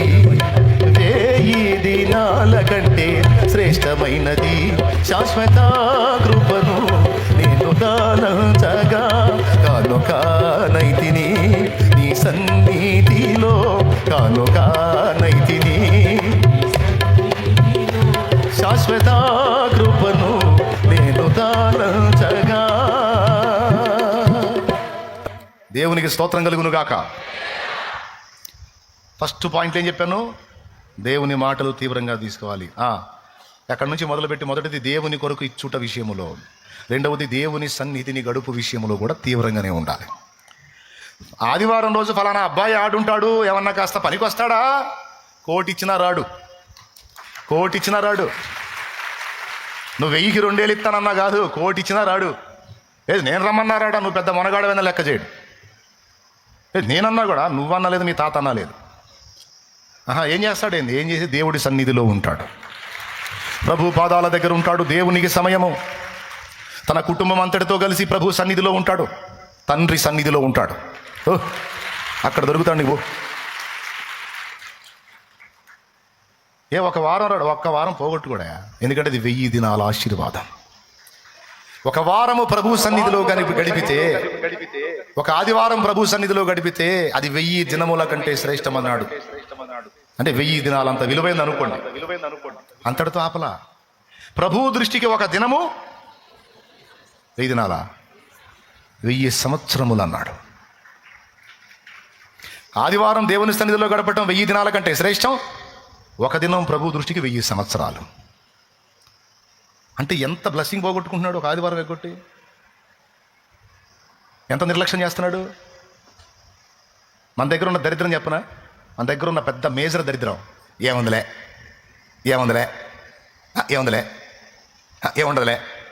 ఏముండదులే. దరిద్రమే ఉంటుందిలే. ఏముండదా? ఏముందిలే, అటెందుకు అయితేలే, అటేం కాదులే, నీ బతుకు అక్కడే. ఏముందిలే. బాప్తిసం పొందకపోతే ఏమైందిలే, ఏముందిలే. అరే మనిషి మాటలైతే ఏముందిలే అనుకోయా బాబు. మనిషి మాటలైతే ఏముందిలే అనుకోమ్మా తల్లి. అవి మనిషి మాటలు కాదమ్మా, దేవుని మాటలు. దేవుని మాట ఏముందిలే అనుకోకూడదు. పళ్ళు రాలుతాయి. జాగ్రత్త పడాలి. వాళ్ళు అంతే చెబుతారులే, మేమంతే చెబుతాం. నేను చెప్పి వినకుండా బాగుపడ్డావు. మరి నువ్వు తీసుకో తీవ్రంగా. ఏముందిలే అనే దరిద్రాన్ని వదిలేయి. ఏముందిలే అని ఎవరన్నా అంటే నోరు మూయను. ఏముందిలే అని తేలిగ్గా మాట్లాడద్దు. దేవుని విషయం అది, దేవుని మాట అది. అక్కడ ఏముందిలే కాదు, అన్నీ ఉన్నాయి అక్కడ. 1000 దినాల కంటే శ్రేష్టమైనది. 1000 దినాల కంటే శ్రేష్టమైనది. చక్కగా ఆదివారం వచ్చిందంటే చక్కగా తలంటూ స్నానం చేయాలా, తెల్లటి బట్టలు కట్టుకోవాలా ఉంటే, లేకపోతే ఒకటి ఉంటే చక్కగా పరిశుద్ధ వస్త్రధారణ కట్టుకోవాలా. కుటుంబం రెడీ అయిపోవాలా. పరిశుద్ధ గ్రంథం చేతబట్టాలా. ఇక పరిగెత్తాలా. గూవవలే నేనెగిరి నిన్ను చేరనా, నీ కౌగిట నేను దిగి హర్షించనా. గూవవలే నేనెగిరి నిన్ను చేరనా, నీ కౌగిట నేను దిగి హర్షించనా. ఈ కోరిక నాలో తీరునా, రాగడలోనే తీరును. ఈ కోరిక నాలో తీరునా, రాగడలోనే తీరును. యేసయ్యా నీ కృపా అమరత్వా. పరిగెత్తాలా. పిల్లలకి చెప్పుకోవాలా, భార్యకి చెప్పుకోవాలా, రెడీ చేసుకోవాలా. ముందే మాట్లాడుకోవాలి. ఈరోజు ఆదివారం లూసిఫర్ గడు అందుబాటులో ఉంటాడు. అమ్మాయి నిన్ను గెలిచొచ్చు, నన్ను గెలిచొచ్చు, పిల్లల్ని గెలిచొచ్చు, అంతా ఈరోజు తగాద పెట్టవచ్చు, పోయి వచ్చినాక తగాద పెట్టవచ్చు. ఆశీర్వాదం మనకు రాకుండా చేయటని సైతాన్ గాడు. ముందే చెప్పుకోవాలి. కావాలంటే చూడండి, ఆదివారం రోజే వస్తుంటాయి తగాదులో. కూటానికి పోయేటప్పుడన్నా ముందన్నా వస్తుంది, పోయి వచ్చి ఇంటికి పోయిన తర్వాత అన్నా వస్తుంది. ఎందుకంటే ఆ సన్నిధి ఆశీర్వాదాలు మనకు దక్కకుండా చేయటానికి ముందే కదిలిస్తాడు. రెడీ అయ్యాకాడే గొడవ అయింది. చేసిందే చేసి ఆడేమో టైం అయిపోతుంది, ఆయన ఒకడో ఏమేమో ఒక జగదో నా కర్మ అంటాడు. ఆమెకు మండిద్ది. కర్మ అనుకుంటా కూర్చోపోతే ఆ పని నువ్వు చేస్తే గొడవ అయిపోతుంది, ఈ పని నువ్వు చేస్తే అయిపోతుంది. ఏయ్, బట్టలు ఉతకాలా, నేను అంట్లు కూడా తావాలా, ఇంక చెప్పి ఏం చేయమంటావు? మరి అన్నీ చేసుకొని వగదించుకొని రావాలి కదా అని ఆవిరేగిద్ది. అబ్బా అట్లా అరుసుకోవాకండి మమ్మీ అంటారు పిల్లలు. ఆయన చెప్పండి అని రేగిద్ది. నాకు సౌండ్ ఎక్కువ, నాకు సౌండ్ పొల్యూషన్ ఉంది. నువ్వు ఐశ్వరంతో మాట్లాడితే మాత్రం నాకు అర్థం చేసుకో. నువ్వు ఏం చేస్తావు? చేతి కొడతావు అంతేగా, చంపుతావా? చంపు, దరిద్రం వదిలిపోయింది, పీడ వదిలిపోయింది. ఈ మందంతటికి చేసి చావన రావట్లే నాకు. ఏందో ఎక్కువ మాట్లాడుతున్నారు, దబి నలుబాత్. ఇకంతే అక్కడ ప్లేట్లు ఆడ బగలు కొట్టి అమ్మాయి గదిలో పండుకుంటుంది. ఇక రా ప్రార్థన పోదామంటే నీ మొహం చెల్లదు. రమ్మన్నాడు అనుకో, పో పరిశుద్ధుడా తన్యావుగా పో, దిక్కుమాలోడా సిగులేనోడా, ఇక తిట్లన్నీ. ఇక వీనికి మొహం చెల్లదు. అపరాధ భావం స్టార్ట్ అయింది. ఏమి స్టార్ట్ అయింది? అపరాధ భావం స్టార్ట్ అయ్యి పక్కింటి వాళ్ళు కూటానికి పోతా ఉంటే, ఏం ప్రకాష్ రా పోదాం, మీరు బాగుండి వస్తా. ఏ మొహం పెట్టుకుని వచ్చేది? ఆ పనికి మాలిందేమో నన్ను గదిచ్చిద్ది, నేనేమో తన్నాను. ఇప్పుడు పోతేనేమో ఆయనేమో నన్నే టార్గెట్ చేస్తాడు. ఎవరు? నేను కాదు, పరిశుద్ధాత్మ. ఒక్కొక్కడు ఇంటికాడ తన్ను వస్తాడు అని ఇక్కడ వాక్యంలో వచ్చింది. వచ్చినప్పుడు గొడ్డేసుకుంటాడు, నన్నే టార్గెట్ చేశాడని. దేవునికి స్తోత్రం కలుగునుగాక. హల్లెలూయా. ఒక్కొక్కడు ఇంటికాడ నానారాబసా చేసి ఏమన్నట్టు వచ్చి కూర్చుంటాడని ఇక్కడ నుంచి వాక్యం వచ్చింది. ఇంకేం పోదాంలే అని ఇక ఆ రోజు స్టార్ట్ అయిన యుద్ధం వారమంతా నడుస్తూనే ఉంటుంది. ఇట్లాంటి కుట్రలు చేస్తాడు సైతాన్ గాడు. అందుకని భార్యాభర్త ముందే చెప్పుకోవాలా, ఈరోజు ఏం వారం, ఎవరి రోజు? దేవుని రోజు. అంతేకాదు మనల్ని సైతాన్ గాడు టార్గెట్ చేసే రోజు. కాబట్టి నన్ను రెచ్చగొట్టద్దు ముందే చెప్తున్నా, నువ్వు కూడా నన్ను గెలిచొద్దు ముందే చెప్తున్నా అని అనుకుంటాను. మళ్ళీ అనుకునేరు ముందు చెప్పుకొని నువ్వు జాగ్రత్త అని కూడా అనుకోవచ్చు. అటు ముందే చెప్పుకొని పిల్లలు కూడా చెప్పుకొని చక్కగా పరిశుద్ధంగా తయారై అలర్ట్గా ఉండి దేవుని సన్నిధిలో కనబడుటలో మనం తీవ్రంగా ఉండాలి. అది కూడా సగం కూటమైనా కాదు, ఫస్ట్ పాట మొదలు పెట్టక ముందే నేను కూర్చోవాలన్న తపన ఉండాలి. ముందుగా నేను నా తండ్రి సన్నిధిలో ఉండాలి, ఛాన్స్ ఉంటే అంత పరిచర్య చేయాలి అనే తపన ఉండాలి. దేవుని సన్నిధిని ప్రేమించాలి. ఓకేనా? ఇంకా చాలా ఉండలే, తర్వాత చూతా. అన్నీ ఒకేసారి చూస్తే మర్చిపోతారు మీరు మళ్ళీ. దేవునికి స్తోత్రం. అలా దేవుని కొరకు నీవు సమయం కేటాయించి చూడు. ఒక ఆమె ఏం చేసిందంటే మంచి భక్తురాలే, కానీ ఆదివారం వాళ్ళు డబుల్ కూలిస్తామన్నారు. డబుల్ కూలిస్తాం అనేసరికి ఆమె పోయింది కాక ఆ బజార్లో ఉన్న వాళ్ళందరినీ పోగేసుకొని ఆటో వేసుకొని పోయింది. ఎంత? మామూలు కూలి 400 అయితే 800 ఇస్తా ఉన్నారంటే వాళ్ళకి ఏదో అవసరం ఉంది. పోయింది, వచ్చేటప్పుడు ఆటో తిరగబడింది. అందరూ మొహాలు బగలు కొట్టుకొని కట్లు కట్టుకొని కూర్చున్నారు. 800 కాస్త ఒక్కొక్కరికి 8,000 9,000 వదిలినాయి. దేవునికి స్తోత్రం. సరిపోయా. వాళ్ళు అంటారు పడ్డోళ్ళు, పోయిందని నువ్వన్నా బాగుపోతే వదిలే అన్న చెబుతానే ఉన్నాడు. ఆదివారం పెట్టుకో. మా మూతులు ముక్కులన్నీ బగలు కొట్టించి మా మొక్కలు అద్దంలో చూసుకోవాలంటే సిగ్గుగా ఉంది ఇప్పుడు. ఇంకెట్నా ఏం సావలేదు. స్తోత్రం. కకుర్తి. కష్టాలు ఉండొచ్చు, బాధలు ఉండొచ్చు, అవసరాలు ఉండొచ్చు, కానీ దేవుని సమయం దేవునికి సమర్పణ చేయుము ప్రభువునకు నీ దేహము ధనము సమయమును. సమర్పణ చేయుము ప్రభువునకు నీ దేహము ధనము. దేవునికి మహిమ. చాలా విషయాలు ఉన్నాయి మనం నేర్చుకోదగ్గ విషయాలు, జాగ్రత్త పడాల్సిన సంగతులు. ఇవేంటి చిన్నగా ఒకవేళ మీకు సిల్లిగా అనిపించవచ్చు. ఇవి సిల్లి విషయాలు కాదు, తీవ్రంగా తీసుకోవాల్సిన సంగతులు. దేవుని మాటల్ని తీవ్రంగా తీసుకున్నాడు కనుకనే గొర్రెలు కాసుకునే దావీదు రాజయ్యాడు. దేవుని మాటలు తీవ్రంగా తీసుకొని దేవుని కొరకు సమస్తాన్ని త్యాగం చేయడానికి ఇష్టపడినందునే భక్తులు గొప్పవాళ్ళు అయ్యారు. దేవుని సమయాన్ని ఏం చెప్పాను? 3, దేవుని మాటను గౌరవించండి, పాయింట్ నెంబర్ 1. 2, దేవుని ధనమును గౌరవించండి, దాని విషయంలో తీవ్రంగా ఉండండి. 3వది, దేవుని సమయమును గౌరవించండి. 4వది, దేవుని సన్నిధిని గౌరవించండి. అయిపోయి దేవుని సన్నిధిని గౌరవించాలి మనం. కొంతమంది దేవుని సన్నిధికి వచ్చి అమర్యాదగా ప్రవర్తిస్తారు. ఒక్క మాట చెప్పేదా అన్నట్టు ఈరోజు 10ంటికి వచ్చారా, 9ంటికి వచ్చారా, మామూలుగా వచ్చారా? అట్టయితే ఇబ్బంది లేదు. దేవుని స్తోత్రం. దేవుని సన్నిధికి వచ్చి కొంతమంది అమర్యాదగా నడుస్తారు. దేవుని సన్నిధికి వచ్చి కొంతమంది అక్రమంగా ప్రవర్తిస్తారు. దేవుని సన్నిధికి వచ్చి కొంతమంది అవినీతి కార్యకలాపాలకు దేవుని సన్నిధికి వచ్చి కొన్ని తప్పుడు పనులు చేస్తారు. కొంతమంది సన్నిధిని అడ్డం పెట్టుకొని, యాడికి వెళ్తున్నావు అంటే ప్రార్థనకని వచ్చింది, కానీ ప్రార్థన కాదు, తప్పుడు చర్య జరిగించడానికి ప్రార్థనని దేవుని సన్నిధిని అడ్డం పెట్టింది. యవనస్తులు కొంతమంది వాడు వచ్చి కూర్చుంటాడు, పెద్ద భక్తులాగా ఒట్టిదే వాడు వచ్చేది అమ్మాయి కోసం. ఏం పెద్ద భక్తురాల్లాగా వచ్చింది, దేవుడిని ప్రేమించినట్టు ముసుకేసి ఒట్టిదే ఏం వాడికి ఫోన్ చేసి వచ్చింది, ఫలానా చర్చి అని. చర్చిని, దేవుని సన్నిధిని తప్పుడు కార్యకలాపాలకు అడ్డం పెడతారు. ఈరోజు ఇన్స్టాగ్రామ్లో వచ్చినాయి. ఇన్స్టాగ్రాముల్లో స్పెషల్గా మీట్ అవటం, డిస్కషన్ చేయటం, వాళ్ళు కలుసుకోవడానికి దేవుని మందిరాన్ని వాడటం. యాడికి పోతారు? గుండెల్లో భయం ఉండదు దేవుడి సన్నిధిని, గుండెల్లో భయం ఉండదు అమ్మో దేవుని సన్నిధిని. దేవుని సన్నిధి పవిత్రమైంది కదా. దేవుని సన్నిధికి పోవున్నప్పుడు నీ ప్రవర్తన జాగ్రత్తగా చూసుకోమన్నాడు. ప్రసంగి గ్రంథము 5వ అధ్యాయము ఆ ఒక్క వచనం రాసుకోండి, ఇక ప్రార్థన చేసేస్తాను.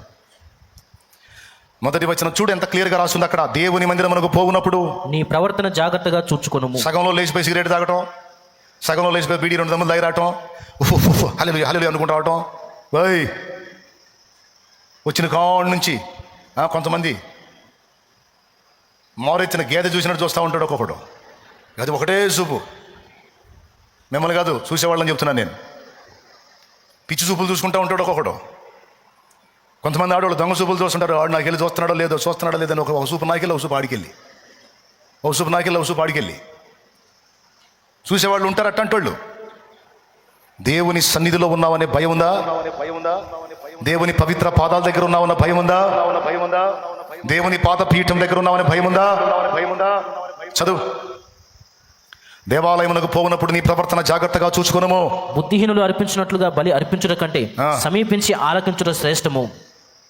దేవుని మందిరమునకు పోవునప్పుడు నీ ప్రవర్తన జాగ్రత్తగా చూచుకొనుమన్నాడు. దేవుని మందిరాన్ని అడ్డం పెట్టుకొని అక్రమాలు, అవినీతి కలాపాలు చేసినందున కొంతమంది ఎంత శాపగ్రస్తంగా బలైపోయారో నా కళ్ళారా నేను చూశా. చేసినప్పుడు బాగానే ఉన్నారు వాళ్ళ పైత్యం, కానీ వాళ్ళు ఎంత తీవ్రమైన స్థితికి వెళ్ళిపోయి ఎంత దారుణంగా ఎఫెక్ట్ అయిపోయారో నా కళ్ళారా చూశా. కాబట్టి దేవుని సన్నిధి అంటే గుండెల్లో ఒక భయం, గౌరవం ఉండాలి. దేవుని సన్నిధి దాని పవిత్రతను కాపాడాలి. పరిచర్య చేసేవాళ్ళైనా స్త్రీలు పురుషులతోనే సంభాషించాలి, స్త్రీలు స్త్రీలతో సంభాషించాలి. యవనస్తులు చూసి సగిలించుకుంటా కోతి వేషాలు వేయకూడదు. దురాలోచనలతో దేవుని మందిరానికి రాకూడదు. దురాలోచనలు నెరవేర్చుకోవడానికి దేవుని మందిరాన్ని వాడకూడదు. దుర్మార్గత విడవడానికి కదా మందిరానికి వస్తావు. అపవిత్రత నుంచి విడుదల పొందడానికి కదా మందిరానికి వస్తావు, అంతేగాని అపవిత్రత చేయడానికి వస్తావా? కొంతమందిని చూశాను నేను. వాళ్ళు ఏం చేస్తున్నారో వాళ్ళకి తెలియదు. అసహ్యమైన మనుషులు ఉన్నారు. కానీ మీరు అలా ఉండకూడదు. దేవుని సన్నిధి అంటే భయం ఉండాలి. ఎందుకంటే ఆయన నిలిచే స్థలం, పరిశుద్ధాత్మ సంచరించే స్థలం, అది పవిత్ర స్థలం. పరిశుద్ధుల ప్రార్థన ధూపమై ఎగసి వెళ్ళే స్థలం. దాని పవిత్రతను కాపాడాలి, గౌరవించాలి, సన్మానించాలి, సాగిలపడాలి. ఎక్కడ చెత్తలు అక్కడేసి వెళ్ళిపోతారు. సినిమా హాల్లో కానీ తిని ఆడబడేసి వెళ్ళిపోయినట్టు. సినిమాలా? దేవుని మందిరమా? పరిచారకుల మీద ఎలా పడితే అలా మాట్లాడి ఇదిలిస్తూ ఉంటారు. కూలీలా? మీకంటే గొప్పోళ్ళు, కానీ తగ్గించుకొని మీకు పరిచర్య చేస్తున్నారు. నేను చెబుతున్నా, పొగరు చేష్టాలు చేయకూడదు మనం దేవుని సన్నిధిలో. ఎంత పొగరుగా, ఎంత మిడిమేళంగా ఊరేగుతామో అంత పెందలాడిపోతాం. అంత పెందలాడి దెబ్బతింటాం. చేయకూడదు అట్లా. దేవుని సన్నిధి భయపడాలి, దేవుని సన్నిధిని గౌరవించాలి, దేవుని సన్నిధి పవిత్రతను కాపాడాలి. విచ్చలవిడి కార్యకలాపాలు చేయటానికి ఇది పబ్లిక్ పార్క్ కాదు, దేవుని పరిశుద్ధ సన్నిధి. హల్లెలూయా, హల్లెలూయా. పరిశుద్ధులకు అది తగింది కాదు. కనుక ఈ విషయాల్లో కొంచెం జాగ్రత్తగా ఉండండి. దాని విలువలు గుర్తుపట్టి నడవండి. మీరు దీవించబడకపోతే అప్పుడు అడగండి, ఖచ్చితంగా ఆశీర్వదిస్తాడు. తన ఆలయములో నా మొర, తన ఆలయములో నా మొర వినెను, ఆదరెను ధరణి భయకంపముచే, ఆదరెను ధరణి భయకంపముచే. యెహోవా నా బలమా, యథార్థమైనది నీ మార్గం, పరిపూర్ణమైనది నీ మార్గం. యెహోవా, యెహోవా జీవము గల దేవా, బహుగా స్తుతులకు అర్హుడ నీవే. యెహోవా జీవము గల దేవా, బహుగా స్తుతులకు అర్హుడ నీవే. ధన్యత చూపుచు అన్యజనులలో ధన్యత చూపుచు, హల్లెలూయా స్తుతి గానము చేసేద, హల్లెలూయా స్తుతి గానము చేసేద. యెహోవా నా బలమా, యథార్థమైనది నీ మార్గం, పరిపూర్ణమైనది నీ మార్గం. యెహోవా. హల్లెలూయా, హల్లెలూయా. ముందు చెప్పాను మన అవతారం ఎలా ఉండాలో, ముందు చెప్పాను మన నీతి నియమాలు ఎలా ఉండాలో, కట్టుబొట్టు వ్యవహారాలు ఎలా ఉండాలో. దైవభక్తి గలవారు అని చెప్పుకున్న వారికి తగ్గట్టుగా మన ప్రవర్తన, మన అవతారం ఉండాలి. దేవుడు హృదయాన్ని లక్ష్య పెడతాడు నిజమే, కానీ మనుషులు పైరూపాన్ని చూస్తారు. ఎందుకంటే మనుషుల హృదయాలు కనపడవు, పైరూపాలే కనపడతాయి. కనుక మనుషుల ఎదురు కూడా మన ప్రవర్తన జాగ్రత్తగా ఉండాలి. ఎంతమందికి అర్థమైంది? రైట్. విచ్చలవిడిగా ఉండొద్దు మనం, అందరూ చేసినట్టు పిచ్చిపాట్లు పడొద్దు మనం. పరిశుద్ధులకు తగినట్టు వస్త్రధారణ, పరిశుద్ధులకు తగినట్టు నీతి నియమాలతో మనం ప్రవర్తించాలి. దేవుని మాటల్ని సీరియస్గా తీసుకోవాలి. కొర్నేలి అనే అన్యుని విషయాలను అన్ని తీవ్రంగా తీసుకున్నాడు దేవుడు. అవి వినబడ్డాయని చెప్పాడు దూతను పంపించి. నా విషయాలు కూడా దేవుడు సీరియస్గానే తీసుకుంటాడు. కాబట్టి దేవుని మాటల్ని తీవ్రంగా తీసుకోండి. నువ్వు ఎంత సీరియస్గా దేవుని విషయంలో ఉంటావో అంత సీరియస్గా నీ విషయంలో దేవుడు స్పందిస్తాడు. దేవుని మాటలు, దేవుని ధనం, దేవుని సమయం, దేవుని సన్నిధి, ఈ 4 విషయాల్లో కేర్ఫుల్గా ఉండండి. దేవుడు అన్యాయస్తుడు కాదు. ఆయన చెప్పినటువంటి క్రమములో మనం ప్రయాణం చేసి, ఆయన కొరకు త్యాగం చేసి, ఆయన చిత్తము నెరవేర్చి మనం దరిద్రులుగా కాదు, తరతరాల ఆశీర్వాదాన్ని స్వతంత్రించుకోగలం. మనమే కాదు, మనకు పుట్టిన వారిని కూడా ఆయన ఆశీర్వదిస్తాడు.